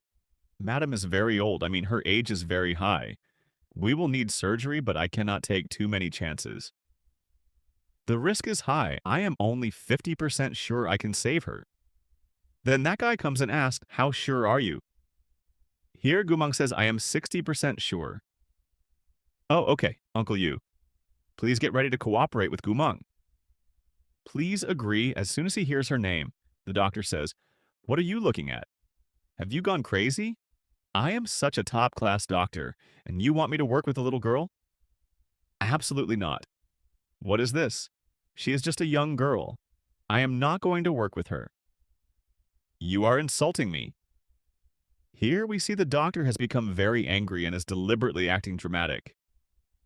Then our guy says, listen, I am ready to invest 50 million in your project. The moment he hears this, the doctor agrees and says, fine, matter settled. No problem at all. I did not expect this, Junior. You are much smarter than me. Very good. Come, let us go to the operation room quickly. After hearing this, they quickly head to the operation room. Money can really make anything possible. Then we see Gumang saying, very good, you acted really well, and at the same time made him lose 50 million. Dr. Yu asks, who did all this? Who did this? It was Sivi, right here. Gumang says, Dr. Yu is also troubled now and says, leave all this aside. None of this matters right now. We need to focus on Madam's surgery. At this time, everything feels much more difficult because the risk is very high. If even one mistake happens, the entire Liu family will turn against us. Then what should I do? My family has always told me to stay away from these people. But what can I do? If Liu Zhengzhou was not here, then I would never have come here. Anyway, the scene shifts and we see the outside scene where that girl says, okay, now we need to check Madam's heart and the condition of her veins. The doctor also agrees. The scene shifts again and we see the night scene. It was night before and it is still night now. Anyway, outside we see that guy smoking and waiting. Then we see his father has also arrived. He asks, how is your mother's condition now? This is his father, whose name is Lu Jian, and he has entered in a very dangerous style. His entry itself feels intense. The surgery had not started yet, but when he arrived, someone immediately told him that Dr. Yu was already inside the operating room and explained the whole situation. His father nodded and said, good Chong, you handled this well. You should have invited Dr. Yu much earlier. His father was comforting him. After hearing that, the uncle simply nodded to himself while thinking, father and son are both real scammers. They are both first-class tricksters. Lu looked at his father and his father asked, how long has the surgery been going on? His son replied, it has already been 2 hours. Then he added, if Lu Sivi had not been here, Grandma would never have ended up in this condition. She would never have needed surgery at all. He explained everything to his father. His father replied, fine, let this operation finish first. After that, we will settle her matter. We will not let her go. His son agreed. The scene shifted, and for a moment, 2 birds appeared together, making it feel like everyone else had a partner while we were still single. After a while, the operating room door finally opened, and the surgery was over. Gumang walked out after completing the operation, and she looked seriously beautiful. As soon as she came out, Lu rushed over and asked, how did everything go? The doctor replied, there's nothing to worry about anymore. I will prescribe some medicine. I removed the blood clot and completed everything that was needed. I will write the medicines and she will recover after some time. The father stepped forward and sincerely thanked them. Then someone quickly brought a cup of hot tea and handed it to Gumang, saying, this is your favorite tea, drink it and have something to eat. Gumang quietly thanked him. She looked completely exhausted, Lu then offered, you should come to my room and get some rest or sleep for a while. Hearing that Gumang was surprised and asked what then, she quietly agreed. He immediately led her toward his room. While walking, the hot tea had slightly touched her lips, and she gently licked them with her tongue. Lu happened to notice it and kept staring at her. They both continued walking. He then told his father, "Dad, I will let her rest for a while." His father simply nodded and said, "Fine, go ahead." Dr. Yu watched this and complained, "Look at this attitude. Why am I not getting this kind of treatment? I also want hot milk, and I want to sleep too." What is going on here? The uncle suddenly remembered. Wait, there is still one important matter. What is it? They both realized they had forgotten about Civi. Right. Where is she? She is inside. They immediately walked into the room.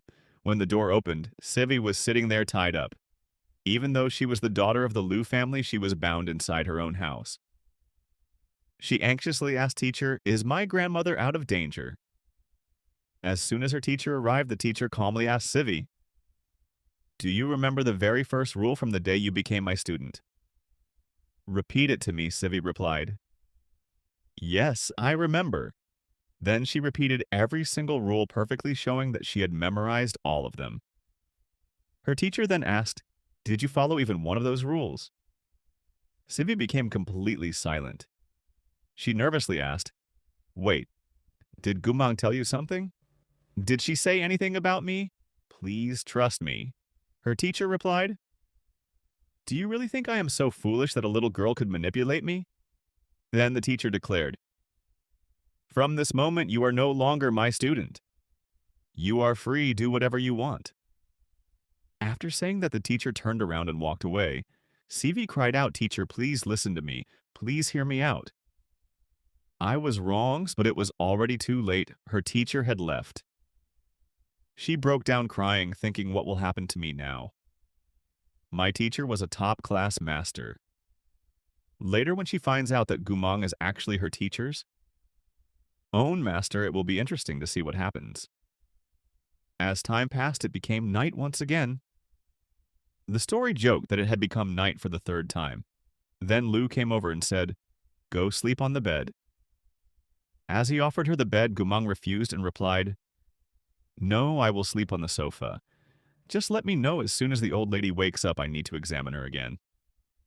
Lu agreed and decided not to argue. He thought to himself, "Fine, let her do whatever she wants. Later, I will quietly carry her onto the bed."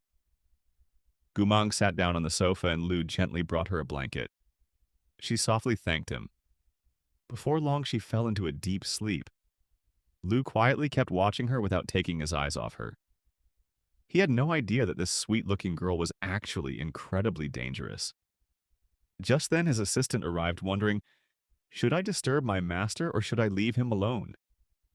He hesitated for a moment, then quietly turned around to leave. He noticed his assistant and asked, "What happened?" "Tell me quickly." The assistant replied, "Mr. Lu, Miss Civi has been expelled by Dr. Yu as his student." "Oh, I see, fine. It is not a problem. And from now on, do not let Civi go anywhere near Madam. Not even close to Grandma." The assistant nodded and agreed. Then he added one more thing. "Go to the kitchen and tell someone to make something sweet to eat." The assistant agreed right away. It looked like they were preparing sweets. Maybe Madame Lu was going to arrive. Soon the scene shifted and morning had come. The girl had slept through the entire night. She woke up and looked around in confusion. Wait, I fell asleep on the sofa. How did I end up on the bed? She had no idea that someone had carried her there. She looked ahead and saw Lu still sleeping. As soon as she noticed him asleep, she quietly got up and went outside where she started playing games. Seriously, this girl was a gamer, a hacker, a doctor, and also a fearless fighter. Even after having so many amazing talents, she was still single. Thinking about that somehow felt funny. Lu soon woke up and thought, when I saw her at the mall with that guy, I thought they were dating. That was why I left. But I never expected this. Then the girl smiled and said, "It is a good thing that I am growing up, but I am not a little kid anymore." Lu smiled and replied, "Fine, you are not a child anymore, but you can still act like one." Then he walked away. The scene shifted again. Someone informed them, "Madam has woken up." but how should we take care of her now?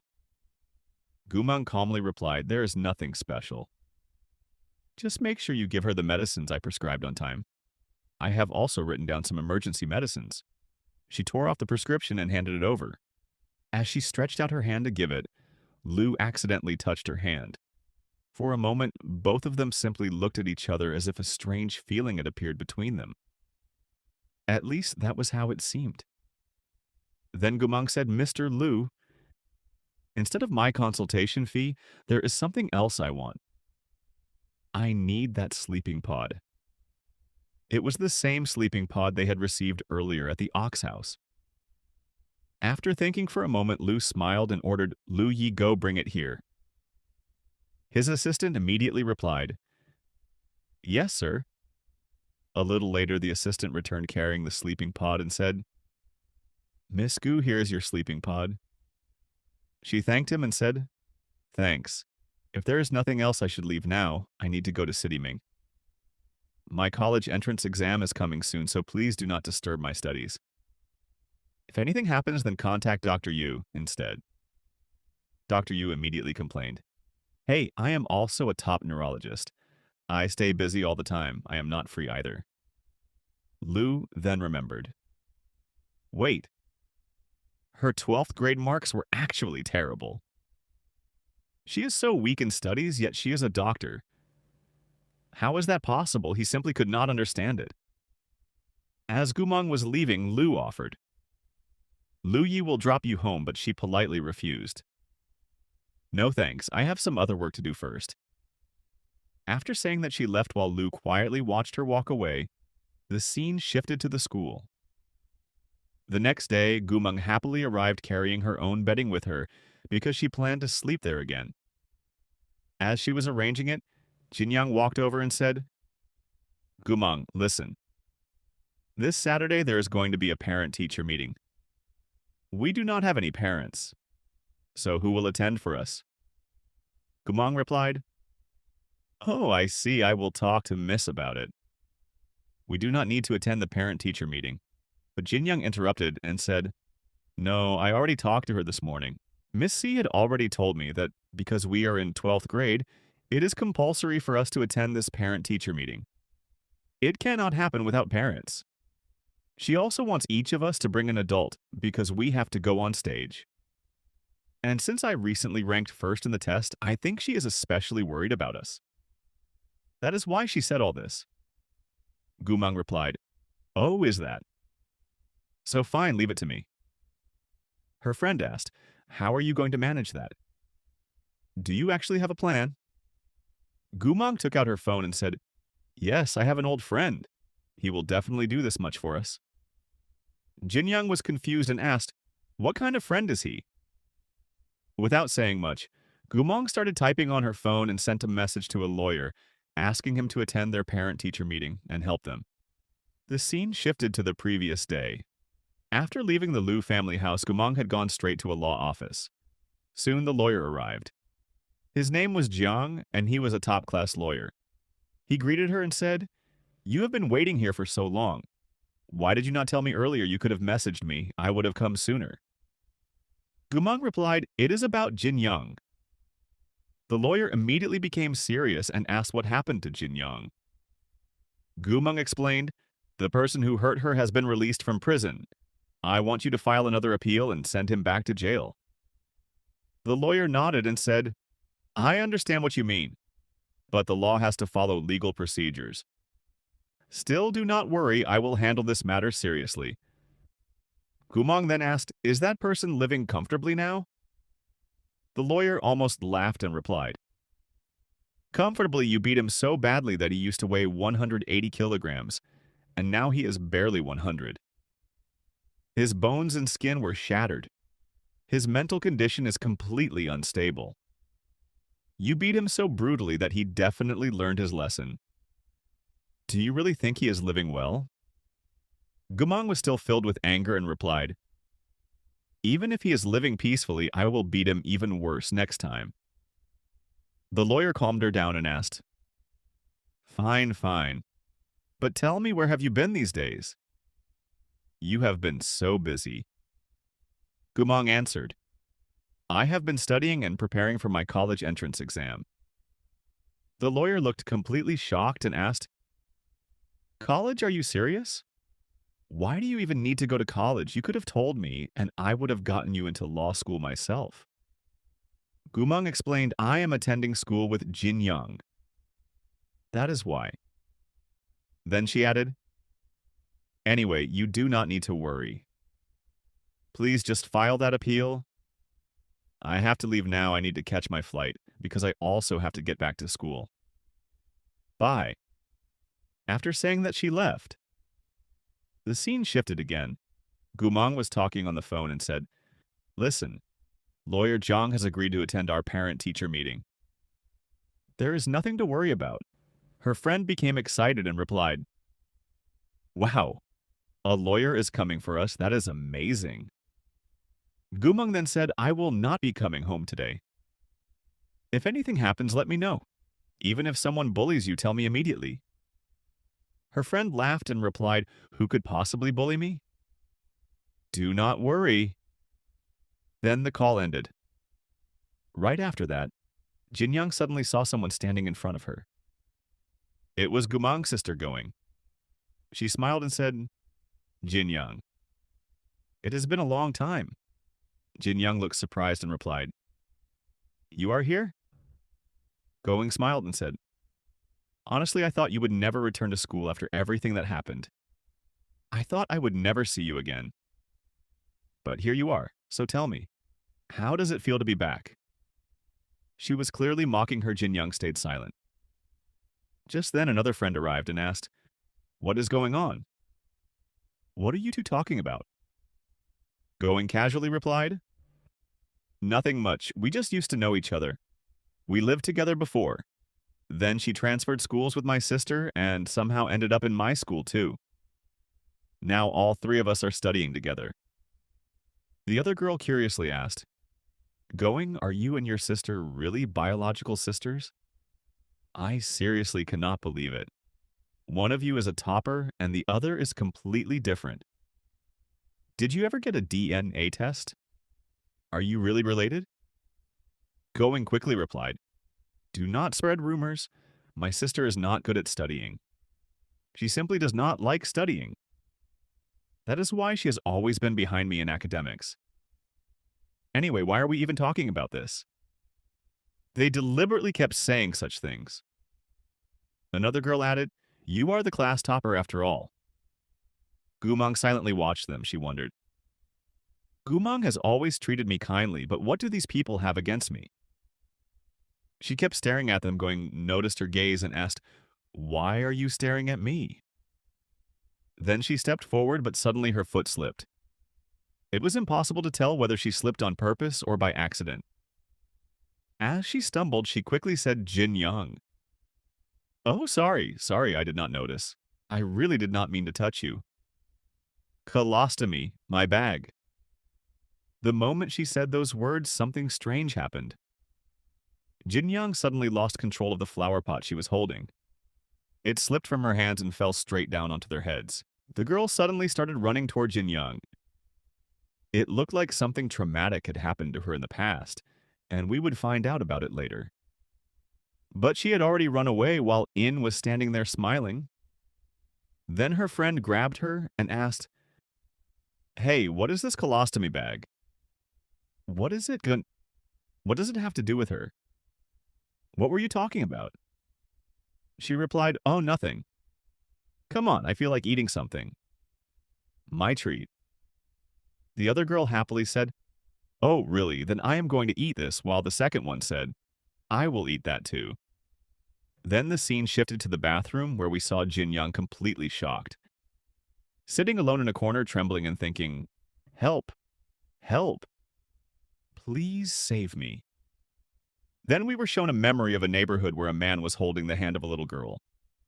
Maybe that little girl was actually her, but we would learn that later. She kept telling herself, I have to endure this. I have to bear it. Just then, she received a message on her phone. It was from Gumong saying, I am at the store. I will buy some milk for you. Come over when you are done. Jin Young replied, Okay, I will come.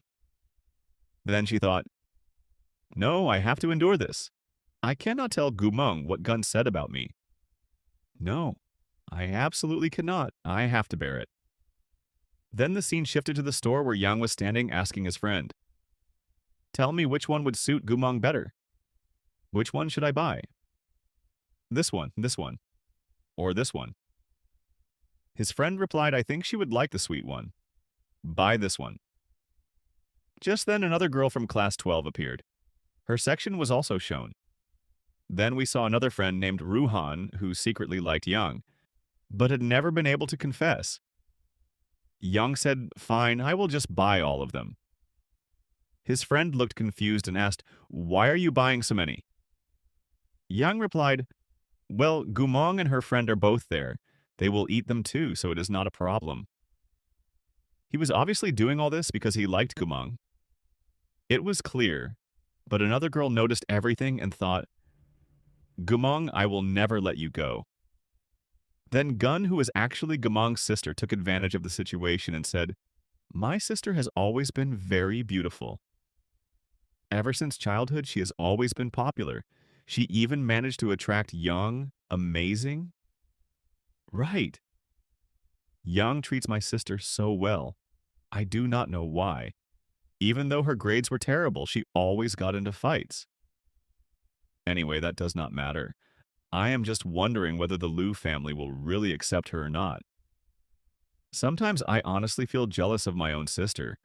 I do not even know why, but she always makes powerful friends so easily. Just look at Jin Yang. She recently became the top student and she is very close to my sister. Anyway, she will probably give a speech soon. There is nothing to worry about. Then after saying all that, she added, I already bought everything I wanted. I am leaving now. You can come too if you want. Her friend agreed and while leaving thought, wait, did Gumong have some kind of dark past? Maybe she did whatever. Then we saw Goen thinking, now the real fun is about to begin. Just wait. The scene shifted again. School had ended for the day. Gumong was on a call saying, hello, lawyer school is over. We have to meet tomorrow, so please come tomorrow. The lawyer replied, fine, let us meet over dinner. At Tianxia residence, Gumong said, okay, Tianxia residence.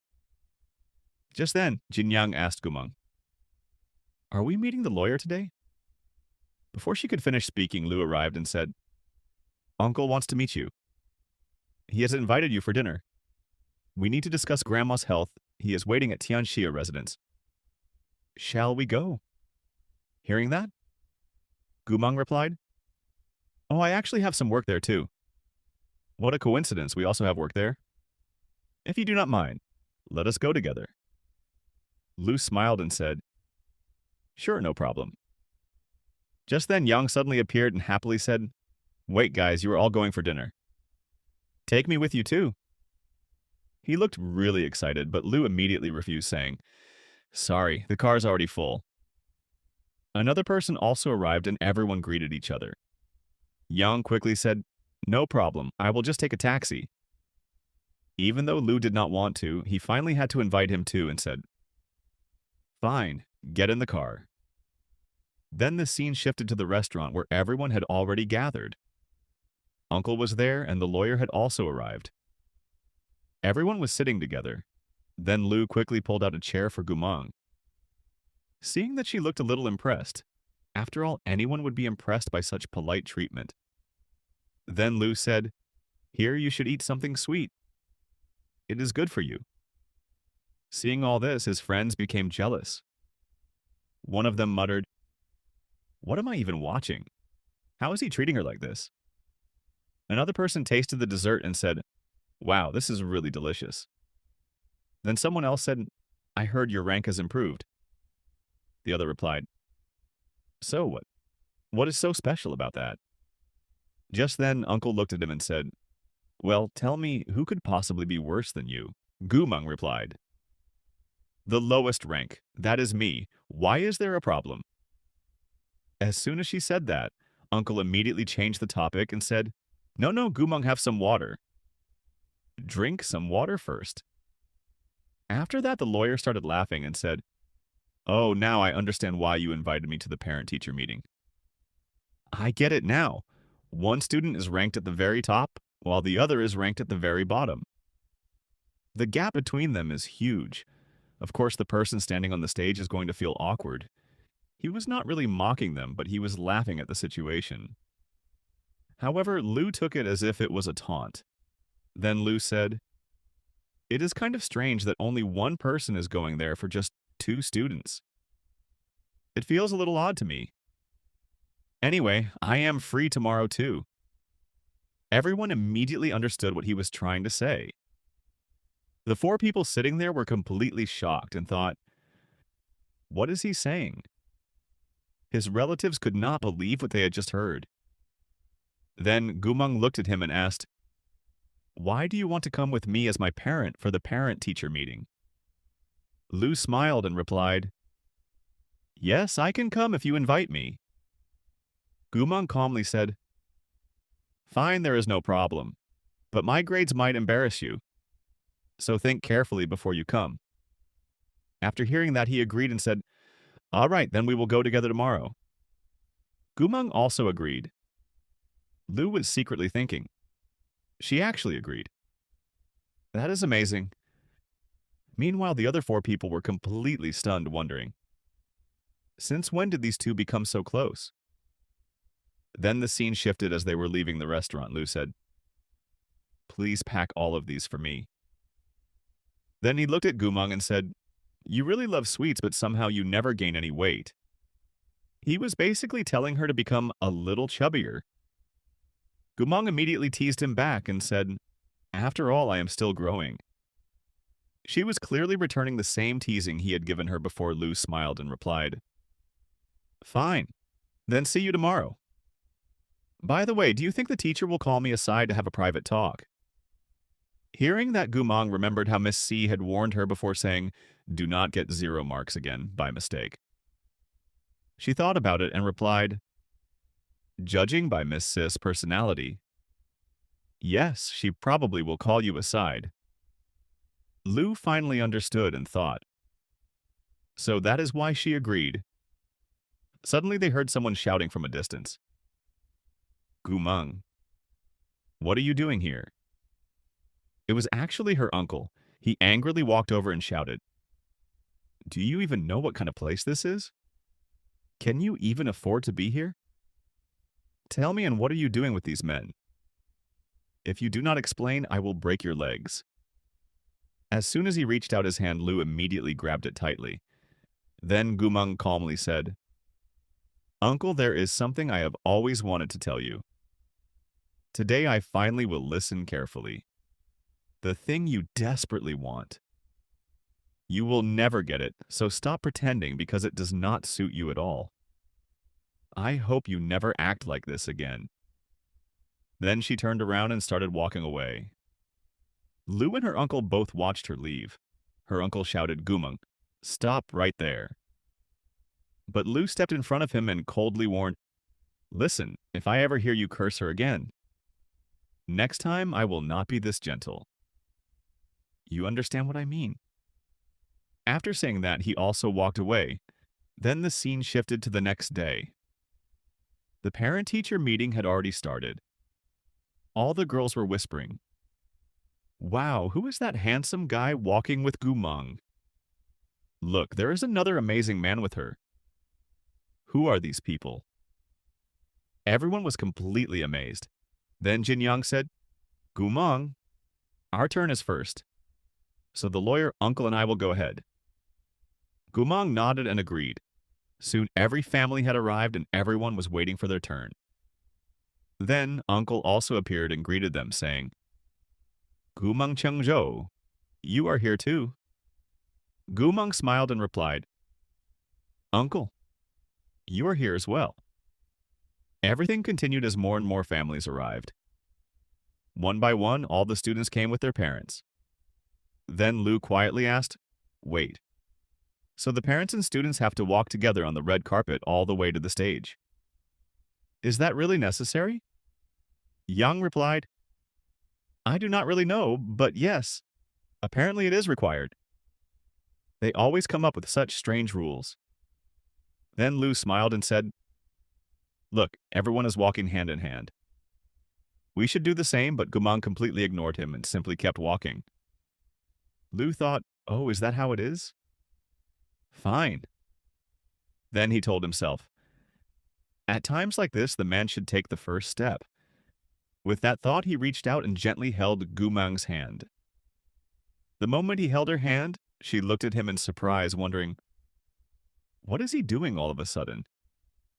Then she noticed how warm his hand was, and for some reason she felt something unusual stirring deep inside her heart. Some feelings had clearly started to grow inside her. Making someone feel this way really isn't as easy as it looks. Right. We see him asking, "What's wrong? Aren't you angry?" But she doesn't say anything because feelings for him have already awakened inside her. So she isn't angry anymore. Anyway, he says, "That's good. Then let's go." Now the two of them walk together holding each other's hands. By the way, both of them are still single as they keep walking. Yang comes over and says, "Here, take this pen. You'll need it for signing papers." Just as he hands over the pen, he looks behind him and says, "Hey, what's that?" Then an uncle suddenly grabs his mouth. Gumang asks, "What happened? What happened?" He's about to answer, but the uncle quickly says, "Nothing. Nothing. Everything's fine. You all go ahead. You'll need the pen for the signatures." We then see Gumang's real uncle watching everything. He says, "Gumang, what are you doing here? Tell me, why didn't you tell me earlier that you had transferred to Ming High School? And what are you doing with Liu Yang?" "I wanted to meet Director Liu and his father, but none of them allowed me to meet them." "So, how is this girl able to meet him?" Ying then explains she was just transferred recently, and now she's Liu Yang's classmate. Uncle nods and says, "I see." Then he quietly tells Yin, "You know what you have to do next." She simply replies, "Okay, uncle, I understand." Clearly, she has already understood what she has to do. Just then, an announcement is made. "Parents and students, please sign in and then take your seats." At the same time, feelings of love are overflowing in Gumang's heart for him. Another announcement follows now. I invite our principal to come and give a speech. The elderly principal steps onto the stage and says, "Teachers, parents, students, good morning, everyone." While the speech continues, the scene shifts to a teacher asking, "Yin, what are you doing here?" She replies, "Nothing. I forgot my glasses here." The teacher says, "All right, hurry up, find them, and return to the assembly." She says, "Okay, okay." Then she quickly rushes to the music system, secretly inserts a pen drive, and quietly says, "Gumong, now let's see what happens to you." After that, the principal finishes his speech and says, "Now it's time to present the history of our school." The school history begins, and everything about the school is being shown, including its background and location. Suddenly, something unexpected appears on the screen. It shows a little girl named Gumong, age 5, and reveals that she brutally beat someone during a fight inside the classroom. It also says she was permanently expelled from school because she had beaten the other children so badly. As soon as everyone sees this, they begin talking among themselves. What? How could Ming Middle School ever allow such a dangerous child to study here? How can we consider our children safe if students like her are admitted into this school? Everyone becomes frightened and starts demanding expel Gumong, otherwise we'll transfer all our children to another school. Someone remembers Gumong studies in class 12. Find her quickly. Yang comes running over and shouts, "Have you all gone crazy? What's wrong with all of you? Why are you bullying her?" But his uncle stops him and says, "Don't make a scene." Then the uncle steps forward and announces, "Ladies and gentlemen, I am Lu, the head of the Education Bureau. Please don't panic. Trust me, I will investigate this matter and find out exactly what is going on. Please stay calm." He immediately starts checking the information and photos. Everyone recognizes him and says, "That's Director Lu." At the same time, Lu steps forward and blocks the uncle. Then he quickly takes out his phone and orders, "Listen, none of this news should get outside block." every piece of news immediately. I want every report sent directly to me. Nothing should leak out. He then reassures everyone, don't worry, he'll have everything suppressed. Gumong says thank you so much. He replies, it's nothing. It's just a small issue. Just then Jinyang comes running over shouting Gumong. But Gumong calmly says, Jinim fine, don't worry. The lawyer then says, Gumong, you didn't even do anything wrong. So why are you silently enduring all this? Just tell everyone the truth. But Gumong shakes her head and says, no lawyer, uncle. It's not like that. She says the past should never be brought out in front of everyone. Gumong says this. Then the lawyer says, look, the solution is simple. We should change schools and transfer Jinyang to another school. But Lu immediately objects and says, Jiang, what kind of nonsense are you talking about? Your values are completely wrong. I don't support this at all. How can I just stand here and watch my people get bullied? He is still holding her hand, but Gumong gently pulls her hand away and says, Lu, thank you so much, but I've already decided Jinyang will transfer to another school. Yang also says, Meng, how can you do this? He clearly doesn't like the decision. Then Gumong walks over to Jinyang and says, Jinyang, don't cry. Please don't cry. Lu keeps wondering, what kind of secret are these two hiding from everyone? No matter what, he'll find out the truth. Jinyang is crying and says, Gumong, listen, Mr. Lu is right. We shouldn't keep enduring everything like we always have. You've always protected me, but this time I want to explain everything. This time, it's my turn to protect you. Gumong immediately stops her and says, no, don't explain anything. The lawyer says the same thing too. But Jinyang says no, the truth has to come out now. Everyone deserves to know the real criminal is living peacefully while we are the ones suffering. We didn't do anything wrong. I have to explain. You were the one who taught me all this. Gumong says no. You have to listen to me. You can't do this, but Jinyang has already made up her mind. She says, I have to go. Let me go. She starts running while thinking. Gumong, you've done so much for me. Now it's my turn to do something for you. She runs straight onto the stage, picks up the microphone and says, hello, parents. My name is Meng Jinyang. I'm a 12th grade student from Section 20. Everyone starts shouting. What's going on? Why are you here? Get off the stage. Exactly what are you doing here? We want Gumong. Explain about her. Why are you apologizing? Tell her to apologize. Jinyang replies, Gumong has done nothing wrong. She never committed any violence. She never broke any school rules, so why should she apologize? Someone shouts, who do you think you are? And just because you have good grades doesn't mean you can say whatever you want. We want her expelled. Call her here right now. She's a terrible girl. Jinyang answers, no, she's a good person. She's not a bad girl at all. The crowd keeps shouting. Gumong used to beat other students. She beat them so badly that she was permanently expelled when she was young. How can we believe she's not a bad person? Jinyang finally says, listen, if she hadn't beaten that man that day, I wouldn't even be alive today. I would have died 5 years ago. I would have died when I was only 5 years old. The moment everyone hears those words, they are completely shocked. And with that, the episode comes to an end. Now, you tell me, how did you like today's video? I'll see you tomorrow with another new video. Until then, take care. Bye-bye. And before you leave, don't forget to like the video. I'm seriously exhausted because the weather is unbelievably hot. It's honestly becoming difficult to make videos. So, my brothers, how are you all doing? I hope you are all doing great, and welcome back to Manhwa Reality. As you already know, in the last episode, this girl had reached the stage to save Wong. At the same time, she said that if Wong had not been there, then that little 5-year-old girl, standing in front of all of you today, would not even be alive. She started telling everyone everything.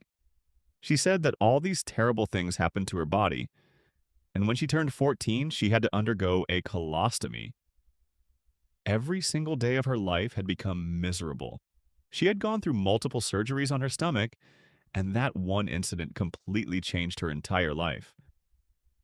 She explained that when she was just a little girl, a man who was at least 50 or 60 years old tried to do horrible things to her, and that little girl was none other than herself. As she said this, she completely broke down in tears. She said that at that moment, she truly felt like she was going to die. She only wanted to die because that man was completely insane. He was truly out of his mind. Then Gumeng attacked that man to save her life. She continued saying that Gumeng was only 5 years old at that time. She was scared too, but even then she gathered all her courage just to save her. She only cared about keeping her alive. Somehow she wanted to protect her. We then see Gumeng closing her eyes as the story flashes back to what happened 5 years ago when they were both just little children. Now they are 17 years old. At the same time, we see the guy watching everything and gently holding Gumeng's hand because she herself is trembling badly. The girl continues saying that after she was discharged from the hospital, people constantly bullied her at school, but Gumeng always stayed by her side. Every single time she protected her, she starts praising Gumeng, saying that the only reason she can stand in front of everyone and speak today is because of Gumeng. She says that the people who commit such crimes usually get away with everything, while people like them who are the victims are the ones who keep suffering.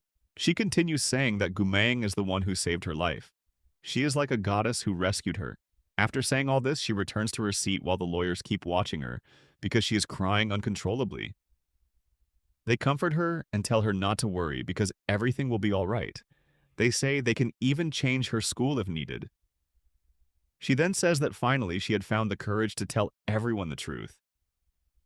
After that, they turn toward Kinkin and ask her to carefully look at the photo. They ask if that person in the picture is really her and the man standing beside her. As soon as they ask this, she immediately denies everything, saying that it is not her and they must be mistaken.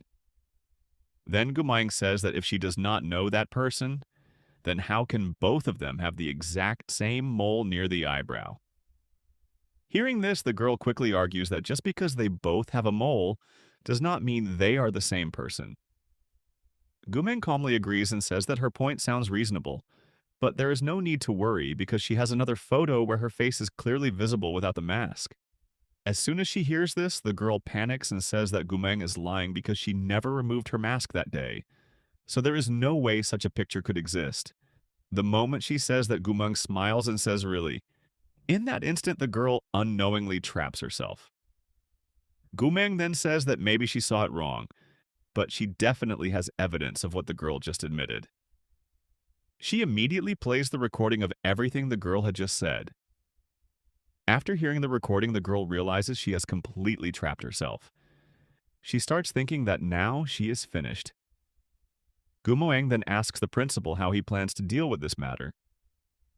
The principal replies that the girl ruined a very important event, made false accusations against another student, and damaged her reputation, so she will be expelled. The lawyer immediately says that expulsion alone is not enough. She should be handed over to the police because this is about a classmate's reputation and privacy. He says he will file a legal case against her. Hearing all of this, the girl starts crying and desperately begs them not to file a case. She apologizes, saying that she was wrong. She begs Gumayang and Jinyang to forgive her and let her go. Then she suddenly asks how they even found out about their past because they should never have known any of it. She asks who told them everything. After hearing that question, the girl finally admits the truth. She says that Gun was the one who told her everything. Gun was jealous because Gumayang was surrounded by the top students and because Jin Young had ranked first. She explains that Gun was behind everything. She insists that she is telling the truth. She says that one day Jin Young and Gun met halfway and got into a heated argument which eventually turned into a physical fight. She then explains the entire incident from that day. After revealing everything, Gumeng says that now the girl must confess everything publicly in front of the whole school. She tells her that Gun will leave the school while she will stay. Hearing this, the girl becomes terrified. She asks if Gumeng really wants to throw her own sister out of school, and wonders how she can be so cruel. Gumang immediately tells her not to test her patience. She gives her only 30 minutes to decide whether she wants to stay in school or let Gun stay. She tells her to go ask her own family because she does not care. The poor girl starts crying, wondering what she should do. The scene then shifts sometime later where both of them are sitting. Quietly. Time continues to pass. The guy is drinking tea while the girl is peacefully playing games just like me. Suddenly her uncle arrives and angrily shouts, asking if Gumeng has gone crazy. He asks whether she even realizes how huge a mess she has created. He keeps yelling, but Gumeng remains completely calm. She says she does not know what he is talking about. He explains that a woman came to meet him and threatened that if anything happened to her daughter, they would never forgive them. He reminds her that the Ruhan family is extremely powerful. He then tells Gumeng to withdraw the case no matter what. Hearing everything, Gumeng thinks that this issue still has not been solved. She finally agrees but says that in return, Gun must transfer to another school. Her uncle immediately asks if she has no humanity left. He reminds her that Gun is her own real sister and asks how she can do something like this. Meanwhile, Lu quietly serves her some tea. The girl then calmly tells her uncle that he has watched her grow up, so he should know exactly what her personality is. She reminds him that she has always been clear about her decisions and asks if he has forgotten how stubborn she can be. She practically warns her uncle and tells him to decide carefully because he already knows her rules. The uncle tells her that he is only giving her advice and she should stop this nonsense and withdraw the case. If she does that, then they will not have to fight against the Ruhan family. He even offers that she and Jinyang can move into the Lee family home where they will support both of them until graduation. After hearing this, Gumeng calmly replies that Kinkin has still not made her decision yet. She suggests that her uncle should decide whether Gun stays or Kinkin stays because one of them must leave. Hearing this makes her uncle even angrier, but he cannot say anything. Gumeng then tells him that if he wants to protect his daughter, then he should start thinking about how he will explain everything to the Ruhan family instead of pointing fingers at her. Furious, her uncle slams the door and leaves while threatening her. After he leaves, Lu asks if she wants him to teach both families a lesson, but the girl refuses. She says there is no need and tells him that now the real fun is about to begin. Just wait and watch. The scene then shifts outside the school where everyone is looking at the notice board. A notice has been posted about the incident that happened yesterday in the 12th grade involving that girl. The notice said that the girl named Ruhan was responsible for the entire incident, and because of everything she had done, she had been expelled from the school. After reading the notice, everyone gathered around and started talking about it. They said now everything makes sense, so she was the one behind all of this. I remember now, she used to like Liang, and he was always with Gumeng. He always stayed with Gumeng. Maybe she did all of this just to take revenge. That actually makes sense. Someone else said she is not even my classmate anymore. Honestly, no one deserves to have a classmate like her. After hearing everyone talking like that, the girl became furious. She kept saying, "Why was I expelled? The real fault belongs to that girl, not me." She was filled with anger toward Gwyn. Meanwhile, we see her walking straight toward Gwyn, and without saying another word, she lands a powerful slap across her face. The moment the slap lands, the satisfaction level is truly at its peak. After slapping her, she angrily says, "Gwyn, this is all because of you. Do you understand?" Then she turns around and starts walking away. After seeing this, everyone around them keeps staring at the scene. Then 2 or 3 boys walk over and say, "Walk. Gwyn, what is wrong with you? Are you okay? Seriously, what has happened to this girl?" Ever since she got expelled, she still has not realized her own mistake. At this point, the girl starts trying to gain everyone's sympathy. She says that this is partly her responsibility too, because the girl had once asked her about the truth. She had told her everything, but she refused to believe it. So she told her again that everything was true, but she still did not believe it and ended up doing all of this. What else could she have done? She keeps trying to gain sympathy from everyone, then apologizes, saying she is sorry and that she has to leave. After saying that, she starts walking outside. Everyone watching feels bad for her. Meanwhile, the other girl storms outside in anger, shouting, "How dare she slap me? How did she even get the courage? Hey, stop right there." She runs up and gives Gwen a hard slap too. Now the score is even once again. Gwen immediately shouts, "Listen, it would be better if you stopped physically attacking me. Otherwise, you should think about your own family and how you are going to answer them. They will abandon you. So think carefully about your future and your upbringing." The girl fires back, saying that all of this happened because of you. You were the one who told her everything and even revealed the recording. Whatever happened is because of you. So this is your fault too. Now we are even after saying that. Gwen starts walking away, but the other girl is still burning with anger. She says, "Gumeng, do not think you will get away with this so easily. I will just wait. I want to see how long you keep smiling. I will wait until the day you are forced onto your knees. That is when the real fun will begin." Then she starts laughing. After thinking about everything, she remembers that Gumeng had demanded that one of the two sisters must leave the school. She had tried her best, but nothing worked. At that moment, Gwen thinks Gumeng, "This is all your fault, so do not blame me later for what I am about to do." She then goes straight to the media and reports that she has a huge story. She sends them every single detail. Soon the news begins broadcasting everything that happened at their school. Since it is one of the top schools, everyone starts talking about it. People ask each other if they have seen the trending news, and everyone is shocked. After reading it, Gumeng becomes extremely angry because her friend has already suffered so much, and now the media has made everything even worse. The scene then shifts to where Gwen is standing. Gumeng walks directly toward her, grabs her by the neck, and hangs her halfway over the railing. Gwen's friend screams, asking what she is doing. Gumeng angrily says, "Did you really think you could deal with me this easily? I will never let you go."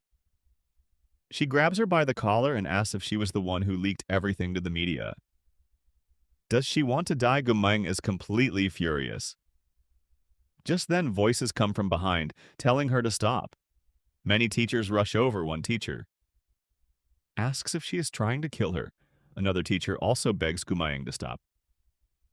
Hearing their voices, Gumeng turns around and stares at them. She calms down for a moment, but warns Gwen that if she ever does something like this again, no one will be able to stop her next time. By now, Gwen's fear is obvious. She cannot understand what is happening to her. She is lowered back down and Gumeng starts walking away. Then her class teacher calls out, asking if rules do not apply to her, and tells her to stop. Instead, Gumeng immediately makes a phone call to the lawyer. The lawyer asks what she wants. Gumeng replies that she wants this matter to be completely settled this time. She reminds him that the criminal who committed all those crimes was released on bail before, but this time she wants to make sure he is never released again. She even says she wants him to receive the death penalty. She asks the lawyer to make sure that the man is sentenced to death. The lawyer confidently promises that he will do exactly that. Gumeng thanks him and tells him to call her if there are any problems before ending the call. After that, another man asks the lawyer what kind of case this is because he is personally handling it, using his brilliant mind instead of leaving it to his assistants. The lawyer laughs and asks if he really thinks he is that impressive. The man replies that he is the best lawyer in the entire country, but the lawyer shakes his head and says that there is someone even more dangerous than him. He is talking about Gumeng, revealing that she is also a lawyer. He admits that he would lose to her. The other man is shocked, but the lawyer confirms it. A week later, the scene changes and the judge officially announces that the criminal has received the death penalty. As everyone leaves the courthouse, people begin praising Lawyer Jiang, saying she is amazing. They all agree that the criminal deserved to die because of the horrible things he had done. At that moment, a television reporter arrives and calls out to Gumeng. Gumeng turns around and the reporter says that Mr. Liu had invited her there today for an exclusive interview. She asks if this is the same case they are covering. Liu confirms it and the reporter happily says, "What a coincidence," because she also had to come there today. Lou quietly wonders how the two of them know each other. Because the reporter works for Capital TV, which is one of the top media companies, Gumeng asks for about 30 more minutes because they still have half of their class left. The reporter agrees and asks them to tell her the location in advance so she can prepare Lou, tells everyone not to worry and says they should go to Sea Palace where he has already arranged everything. He even mentions that he owns an apartment there, and it is very close. Hearing this, both girls are shocked because they also live at Sea Palace. The scene shifts and everyone arrives there. Lou drives his G-Wagon inside, but there are security barricades at the entrance. He shows his black access card, and the guards immediately let him in. Gumeng looks at the card and feels like she has seen it before. She quickly calls her friend and asks if she sold Sea Palace to someone. Her friend admits that she did because the buyer offered 10 times more profit than expected. Gumeng asks if she even knows who bought it, but her friend says she has no idea. Gumeng finally tells her that she sold it to Lu Cheng. The scene changes again as everyone reaches the room and the interview begins. During the interview, someone says that her teacher recently sent over her academic results and mentioned that she used to argue a lot about studying, but now her grades have improved. He asks if she simply does not like studying. She denies it and then says that the interview is still going on, and since they have not finished yet, they should leave because she is feeling sleepy and wants to rest. The man tells her to come with him. The scene changes again as he takes her to a place where she can sleep. She lies down peacefully while he quietly keeps looking at her. After all, if a beautiful girl is sleeping right in front of you, anyone would naturally look at her. Just then, voices are heard saying they need to teach someone a lesson. Someone asks what he is doing. He then starts chatting with his friends. They complain that he is ignoring their work. He replies that he is busy taking care of someone. His friends immediately ask what kind of service he is talking about and where he is, because both of them are completely confused and worried. They start worrying and say that their brother has completely changed. He is doing so much for a girl. Just then, his uncle arrives and asks Director Shi what is actually going on. He reminds him that he had already told him about everything, and those people had even agreed to it. So why is all of this happening now? The director calmly replies that he should already know exactly what is happening. He tells him to think carefully about who he has offended. The uncle immediately says that he has not offended anyone. He insists that the Chin family never causes trouble and that he has not offended a single person. He even says that he wants to know who he could have possibly offended. The director asks if he is really sure. Then he tells him that he should understand very well who he is dealing with, because there are some people in this world that simply cannot be offended. They are people you should never provoke. The director keeps trying to explain this, but the man is still confused, wondering what kind of people cannot be offended. Then he finally realizes that everything happening behind the scenes is because of their brother.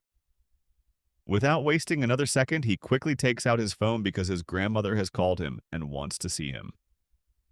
The scene then shifts as he arrives at his grandmother's house. We see that his grandmother, the same woman who had been treated by Gumeng, is now slowly recovering. She happily says that he has finally come because she thought he would only show up after she had already died. She asks what has been going on in his mind lately and what exactly he has been doing. After hearing all these questions, he jokingly says that maybe he should just leave right away. The moment he says that, his grandmother gets angry and tells him to stop and quietly sit down. He immediately sits beside her and asks why she is so angry. He reminds her that he came especially to see her and even made time out of his busy schedule just for her. His grandmother says that she has heard he has become extremely busy these days, and that he has also been spending a lot of time over there. She even heard that he has been hanging around with a high school girl. Hearing this, he immediately asks who told her all of that. His grandmother reveals that Yusu told her. She reminds him that Yusu is very close to him and says that he should learn to value her feelings. It is only natural that she would feel jealous. After saying this, he immediately tells his grandmother never to let that girl enter the house and never allow her anywhere near her. His grandmother becomes completely confused and asks what is actually going on. She wonders if he is no longer with Yusu because she had always thought she would one day get to see her great-grandchildren. She sighs and wonders what is wrong with young people these days. She asks what has happened to him and why he is spending so much time with that high school girl. At that moment, he calmly says, "Grandma, please listen to me. Do not call her a high school girl anymore. After all, she is the one who saved your life. You are alive because of her. And yes, I am the head of this family. So do not say anything carelessly that would hurt me." Grandmother replies, "I did not even say anything. You are the one who immediately started defending her." Grandmother says this and he answers Grandma, "I do not want to hear another single word against her, and also tell everyone to stop spreading rumors about me and her." At that, Grandmother stays silent.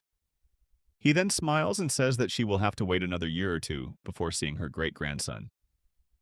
He says goodbye and starts leaving. After he leaves, Grandmother thinks to herself that she is not trying to trouble him. The scene then shifts outside where he wonders what that girl might be doing right now.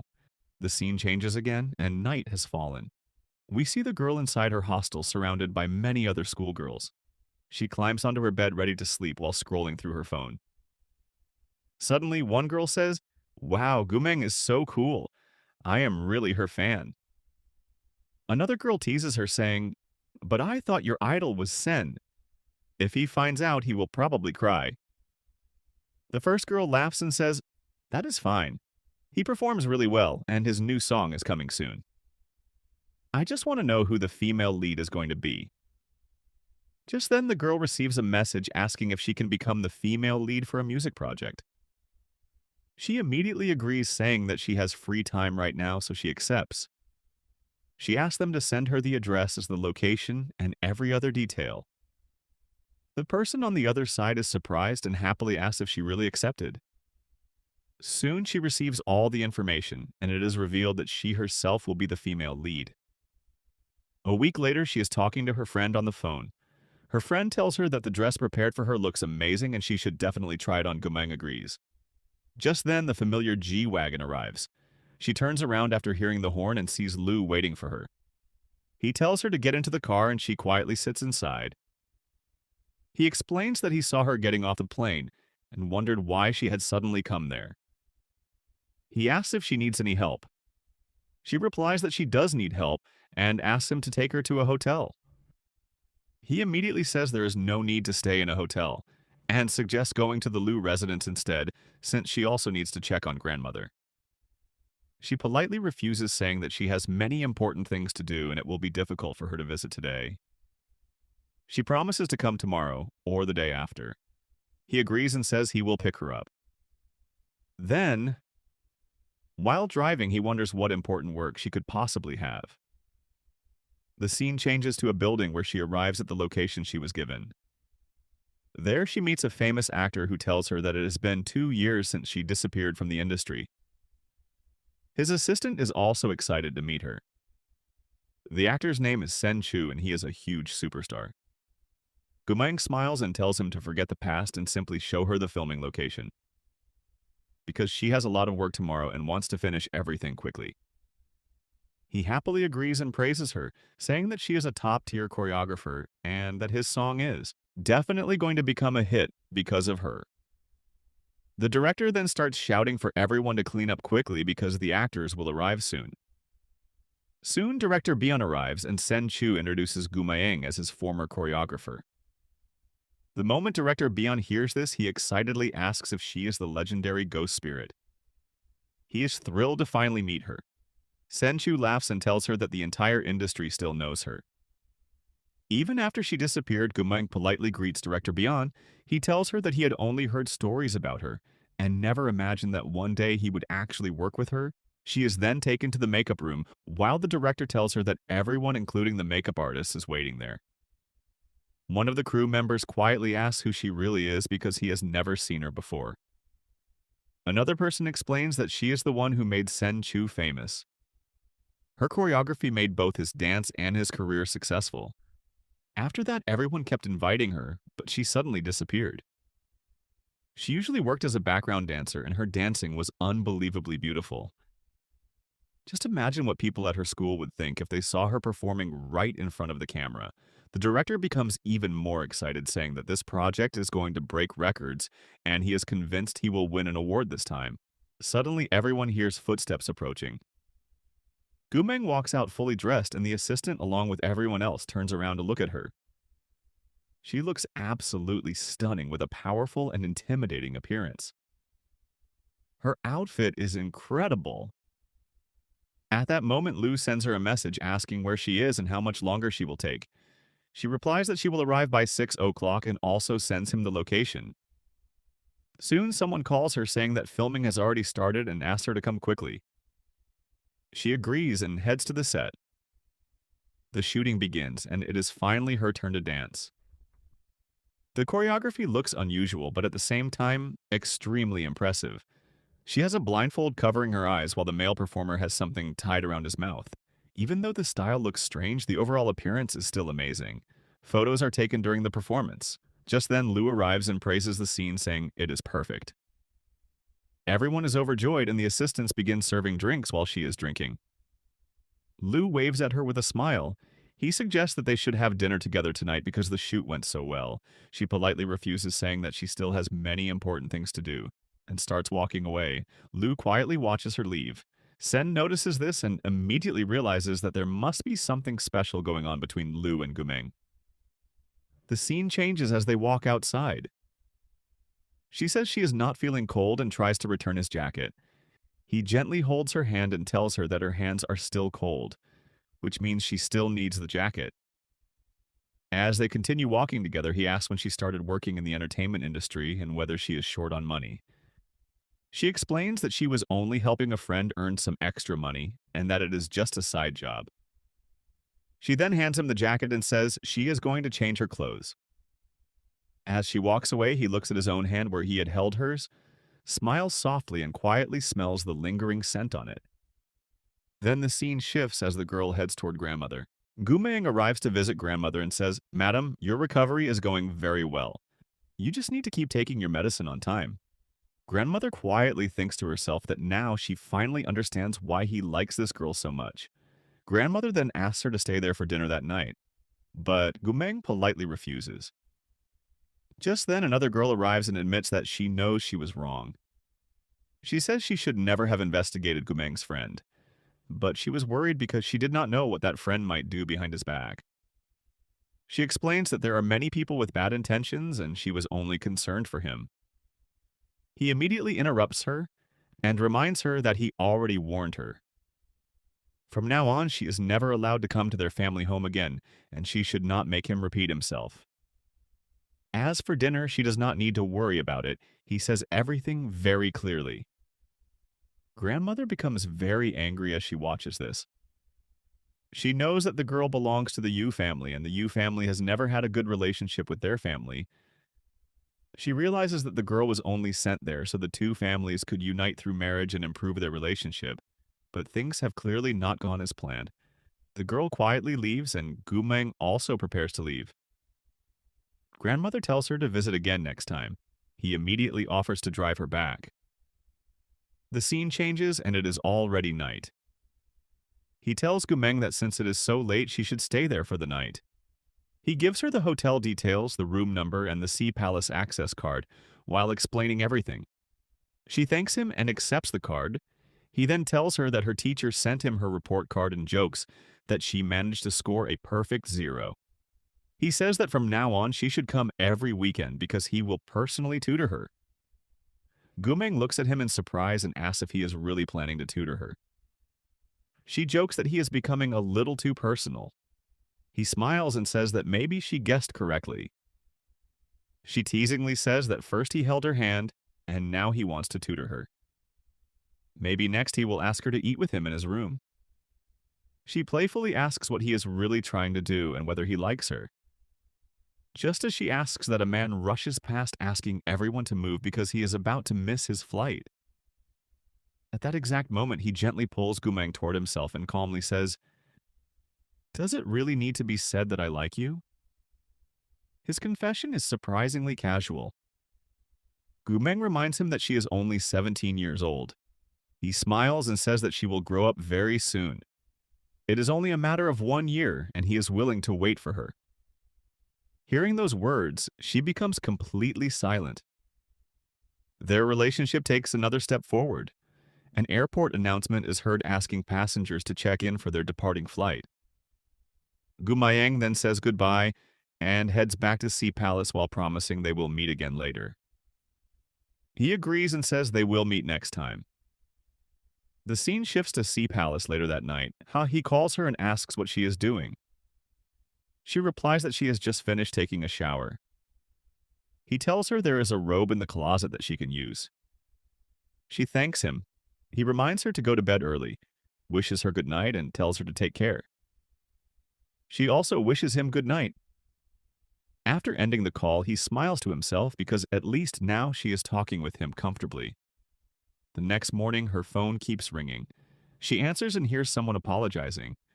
The caller introduces himself as Chin Feng's cousin. He says he heard that she successfully treated the lady from the Liu family and asks if she could also examine his sick sister Gumeng, agrees and tells him to come pick her up from Sea Palace within 20 minutes. He accepts and the scene shifts to the Chin family mansion. As soon as Gumeng arrives, she looks at the patient who is busy playing games on her phone the entire time. The girl's mother complains that instead of acting sick, her daughter only plays games all day. She keeps scolding her son as well. He politely introduces Gumeng. Meanwhile, the patient remains completely focused on her game. Since Gumeng also likes gaming, she immediately takes out her own phone and starts playing the exact same game. She challenges the girl to a one-on-one match. The girl accepts and Gumeng easily defeats her. After losing, the patient says that since Gumeng is already there, she should stop trying to trick her and simply ask whatever she wants. Gumeng begins asking whether she experiences stress. Irritation stays awake all night, suffers from insomnia, has trouble breathing strangely, and whether her menstrual cycle is normal. The girl is shocked and asks how Gumeng knew all of that. She then nervously admits that her parents have barely visited her for 6 months. She explains that the medicine she has been taking is extremely strong. Her mother believes she suffers from school refusal syndrome, so from a very young age, she forced her to study all the time.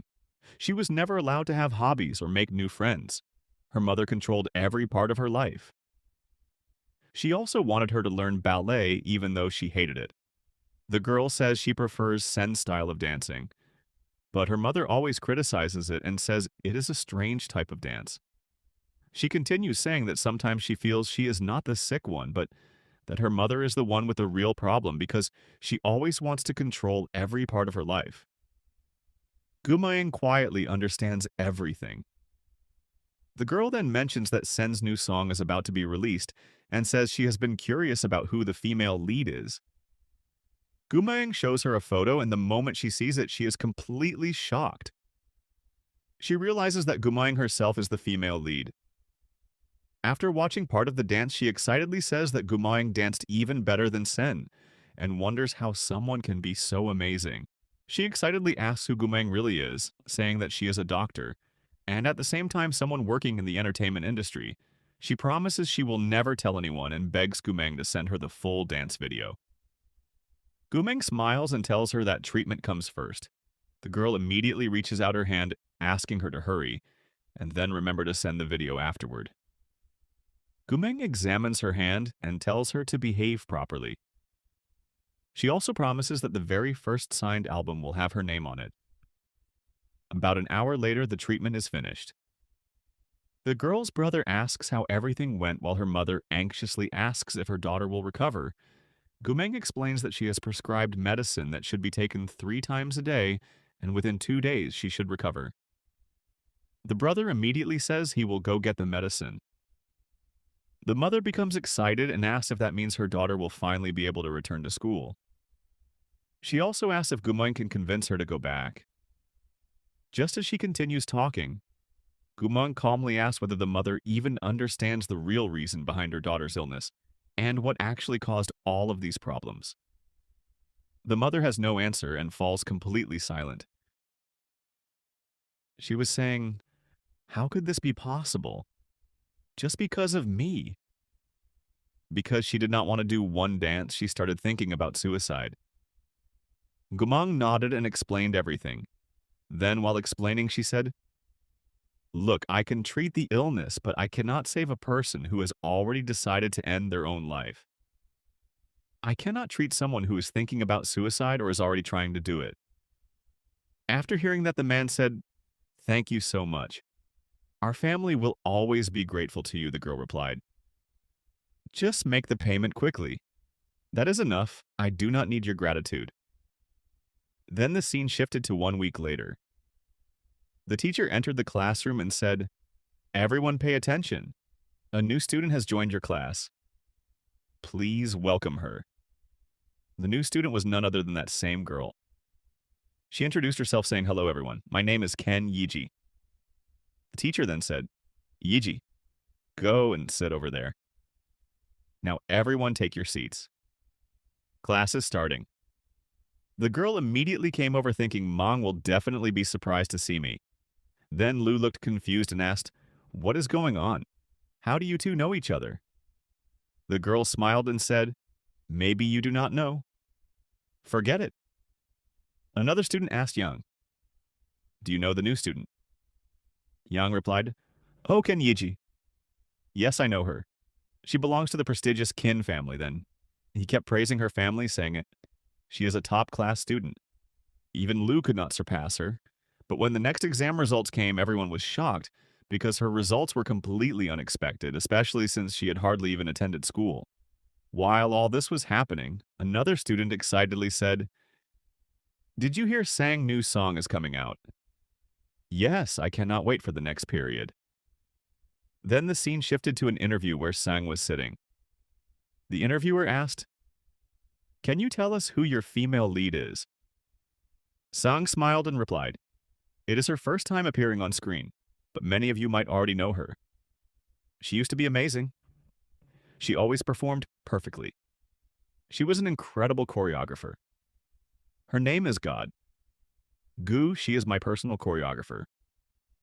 The moment Sang mentioned God Gu name, all the students were shocked.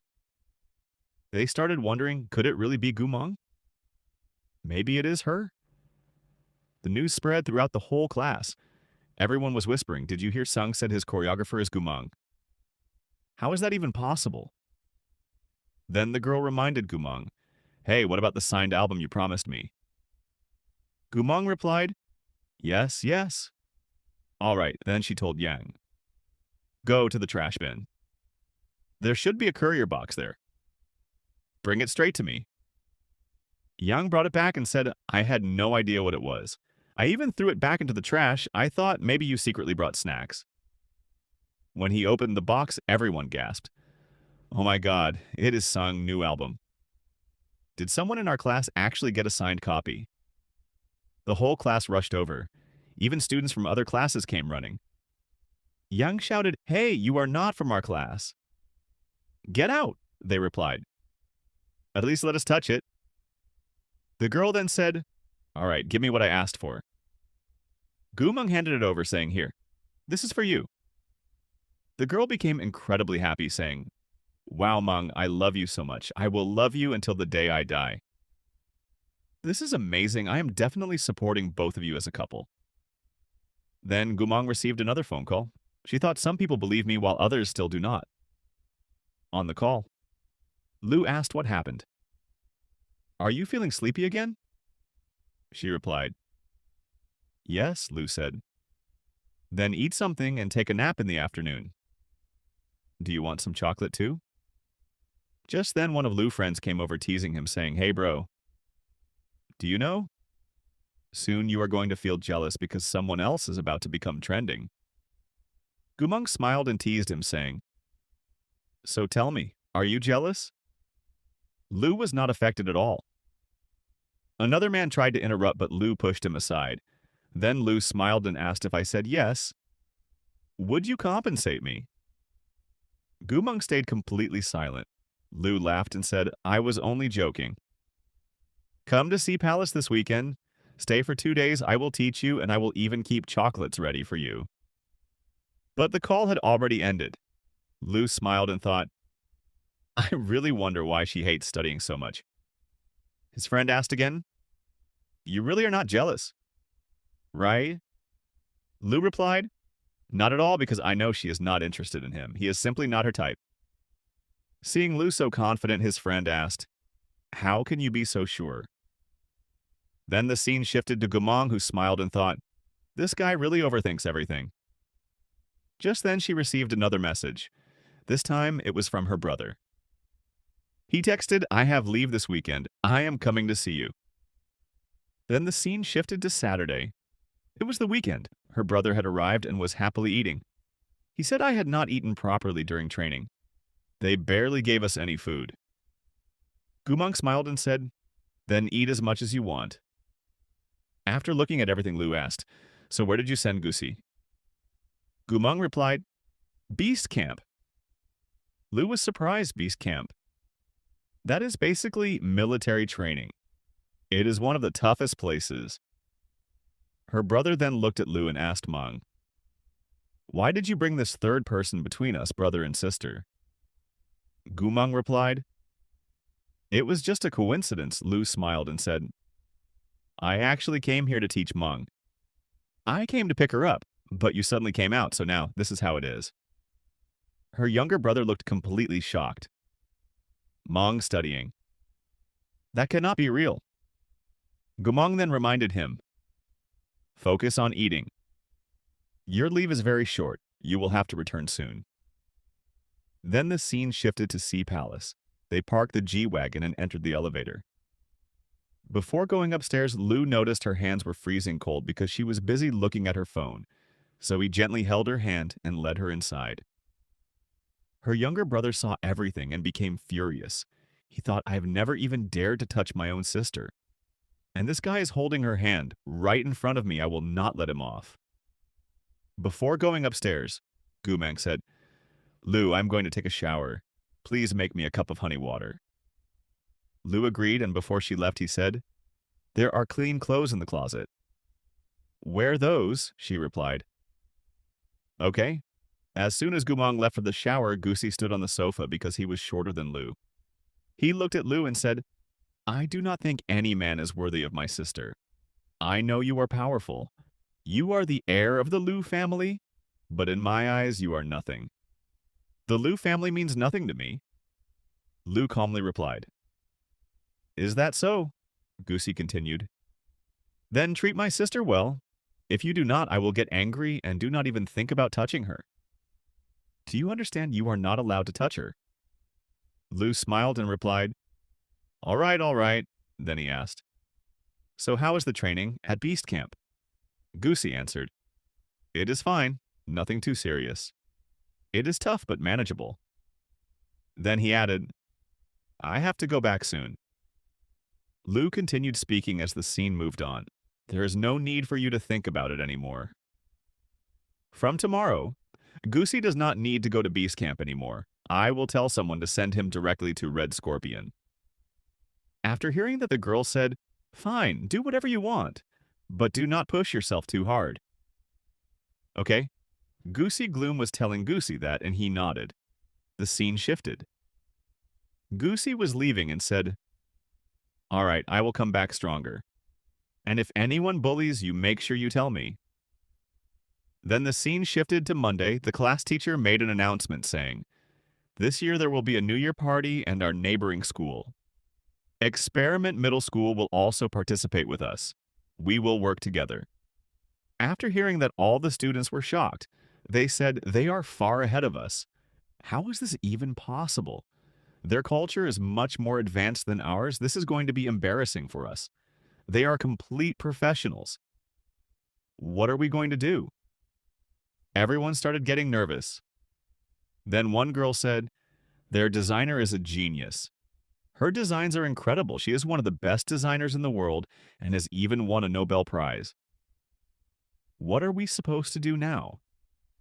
Another girl said, So, are we going to lose? No. We have to do something.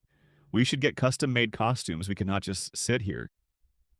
Then another girl gave her opinion saying, if only we could get Lanting as our designer. That would be amazing. Her designs have won international awards. Another girl immediately replied, stop dreaming. Lanting is not someone ordinary that we can just invite. Stop imagining impossible things. Then Gumang calmly said, do not worry, I will handle everything. Everyone looked at her in complete shock. Really, the scene shifted to evening. Everyone was still talking, wondering if she had really been serious. Meanwhile, Gumang was busy drawing. She was actually designing outfits. Her designs were good, but she was still not satisfied. So she threw them into the trash. Then she received a message. It was from the God of Design Association.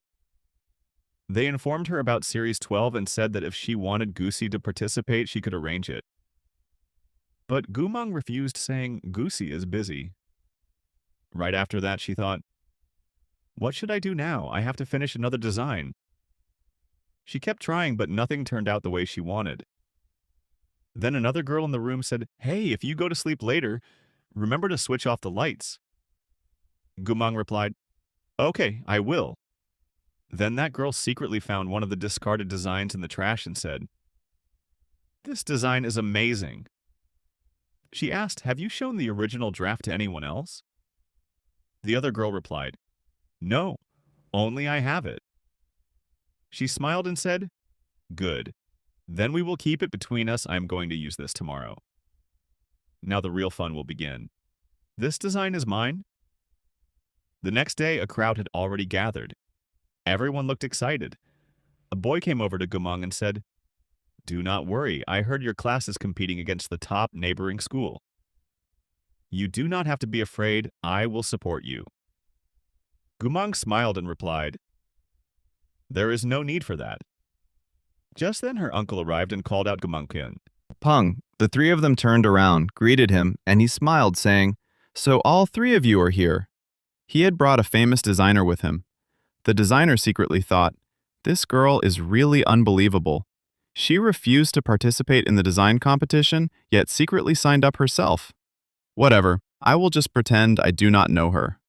The man was President Tao Jing. He smiled and said, it has been a long time since we last met. Gumang nodded and greeted him respectfully, saying, hello, President Tao. Someone nearby asked, do you know him? She answered, yes. Just then, the top stylist arrived and apologized. Sorry, the traffic was terrible. I hope I am not too late. He immediately said, we do not have time to chat. Let us go to makeup. The girl replied, the makeup artist is already here. I have to go. Our guy nodded, saying, all right. As she walked away, he kept looking at her. Then his friend said, bro, think about it. She knows the top artist, the top stylist, and the top designer. Does that not seem strange to you? Our guy quietly admitted, yeah, it is pretty impressive. Then the scene shifted to the teacher announcing, the competition has officially started. All the students headed toward the stage. At the same time, one jealous girl was burning with anger. She thought, Gumang gets to meet all these important people while I am only stuck playing the piano. I will never accept this. The scene shifted inside the auditorium. Every seat was filled. Gumang's performance was first. She said, all right guys, let us begin. It is our turn. Meanwhile, the jealous girl secretly thought, let me see how you perform without a piano. She was actually preparing to cut the veins in her own hand to stop herself from playing. Just then, Gumang coldly warned her, stop doing stupid things. Focus on playing the piano. If you try anything foolish, I will make sure you never play the piano again for the rest of your life. Hearing those words, the girl became terrified and immediately said, of course, I was already going to play the piano. She panicked, thinking, how did I get caught? Then the host announced, do you all know that a girl from our own school became a choreographer at the age of 14 and is now extremely famous? Now it is going performance. The performance began, and when she started dancing, it looked absolutely amazing. Honestly, if you could see it in motion instead of pictures, it would be even more incredible. She moved gracefully across the stage, and the audience loved every second of it. The children became excited, shouting, wow, going, I want to be your husband. Someone immediately replied, "Unfortunately, you cannot." After the performance, the girl smiled and said, "Thank you so much, Gumong Middle School. Your performance was truly wonderful." Then it was time for the next participants. They were asked to leave the stage politely. Gumong walked backstage where someone handed her a drink. She thanked him. Just then, another announcement caught everyone's attention. People started talking excitedly. "Wow, look at these designs. These outfits are incredible." They were designed by Xing Tong. The girls walked proudly across the stage, wearing the beautiful dresses. Everyone was amazed. One girl exclaimed, "Wow, these designs look so good." Meanwhile, the girl who had stolen Gumong's design felt extremely proud of herself. Someone nearby looked shocked and said, "Can someone actually use a torn design like this?" "Seriously, what are you going to do now?" he asked Gumong. She smiled confidently and replied, "What am I going to do? Just watch carefully. A huge commotion is about to happen. It is going to be quite a show." Then she stood up while everyone looked at her wondering, what is she about to do next? The host then made an announcement and asked, "So, Sintag, did you create this design? Can you tell us the meaning and story behind it?" The girl confidently replied, "Of course, I will explain." And she started talking. While she was explaining, Gumang was busy sending a message on her phone, and then she walked straight toward the stage. The girl was still speaking when Gumang suddenly stood right in front of her. As soon as she appeared, the girl completely lost her words. Gumang said, "I never expected you to use my discarded design like this, and I definitely never imagined everyone would praise it so much." The moment Gumang said that, everyone was stunned. The cameramen immediately shouted, "Focus the cameras! This is huge news!" Everyone started whispering, "Does that mean she is the real creator of that discarded design?" The students were completely shocked. Even the girl started panicking and thought, "Wait a minute, did I really steal this designer's original work?" She refused to accept it and shouted, "Stop interfering in my business, Gumang. I spent an entire month working on this design, and now you are saying it belongs to you. Do you have any proof?" Gumang calmly answered, "You want proof? Fine. You will definitely get proof. There is nothing to worry about. This design belongs to the Legend of 12 series, created by Lanting. The collection was supposed to have 12 seasonal designs, but the final design was delayed because I was the one creating it, and I could not finish it since the draft was defective, and the draft you have is incomplete. This is the ultimate series." While she explained everything, the school leader interrupted and asked, "Do you even know what you are talking about? Do you even know Lanting?" Another person also said, "Exactly. These city kids just keep saying whatever they want." Then, another designer spoke up and said, "You are all lying. Would Singtong ever create a design like this? Do you even have any idea what you are saying?" Gumang calmly replied, "Do not be so impatient. The evidence will arrive very soon." The girl on the stage challenged her again and asked, "Gumang, do you actually have any proof? If not, then you have no right to insult me like this. I worked so hard on this design. Do not ruin all my effort. Do you even know Lanting? Is that person even young?" Suddenly, a voice came from behind saying, "Who said Chief Designer Lanting is a young man?" Everyone turned around and saw that President Lanting himself had arrived. As soon as he entered, people were amazed. One person said, "Wow, President Lanting himself came here. Now this is getting interesting. Does that mean Gumang even knows him?" People who did not recognize him asked, "Who is this man? Why is everyone so excited?" Someone explained, "That is President Lanting himself." Then, Lanting walked over and said, God, Gu, please forgive me." Gumang replied, "It is all right.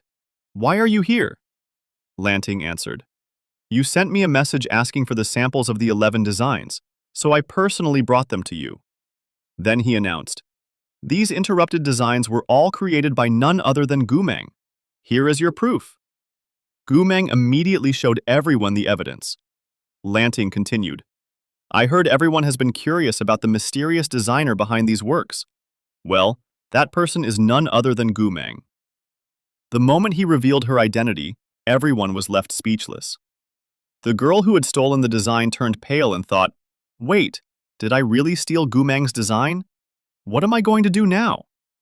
The reporters immediately rushed in to cover the story. Everyone began talking. How could she dare steal Gumang's designs? So Gumang is really the legendary designer? Another girl angrily said, What nonsense are all of you talking about?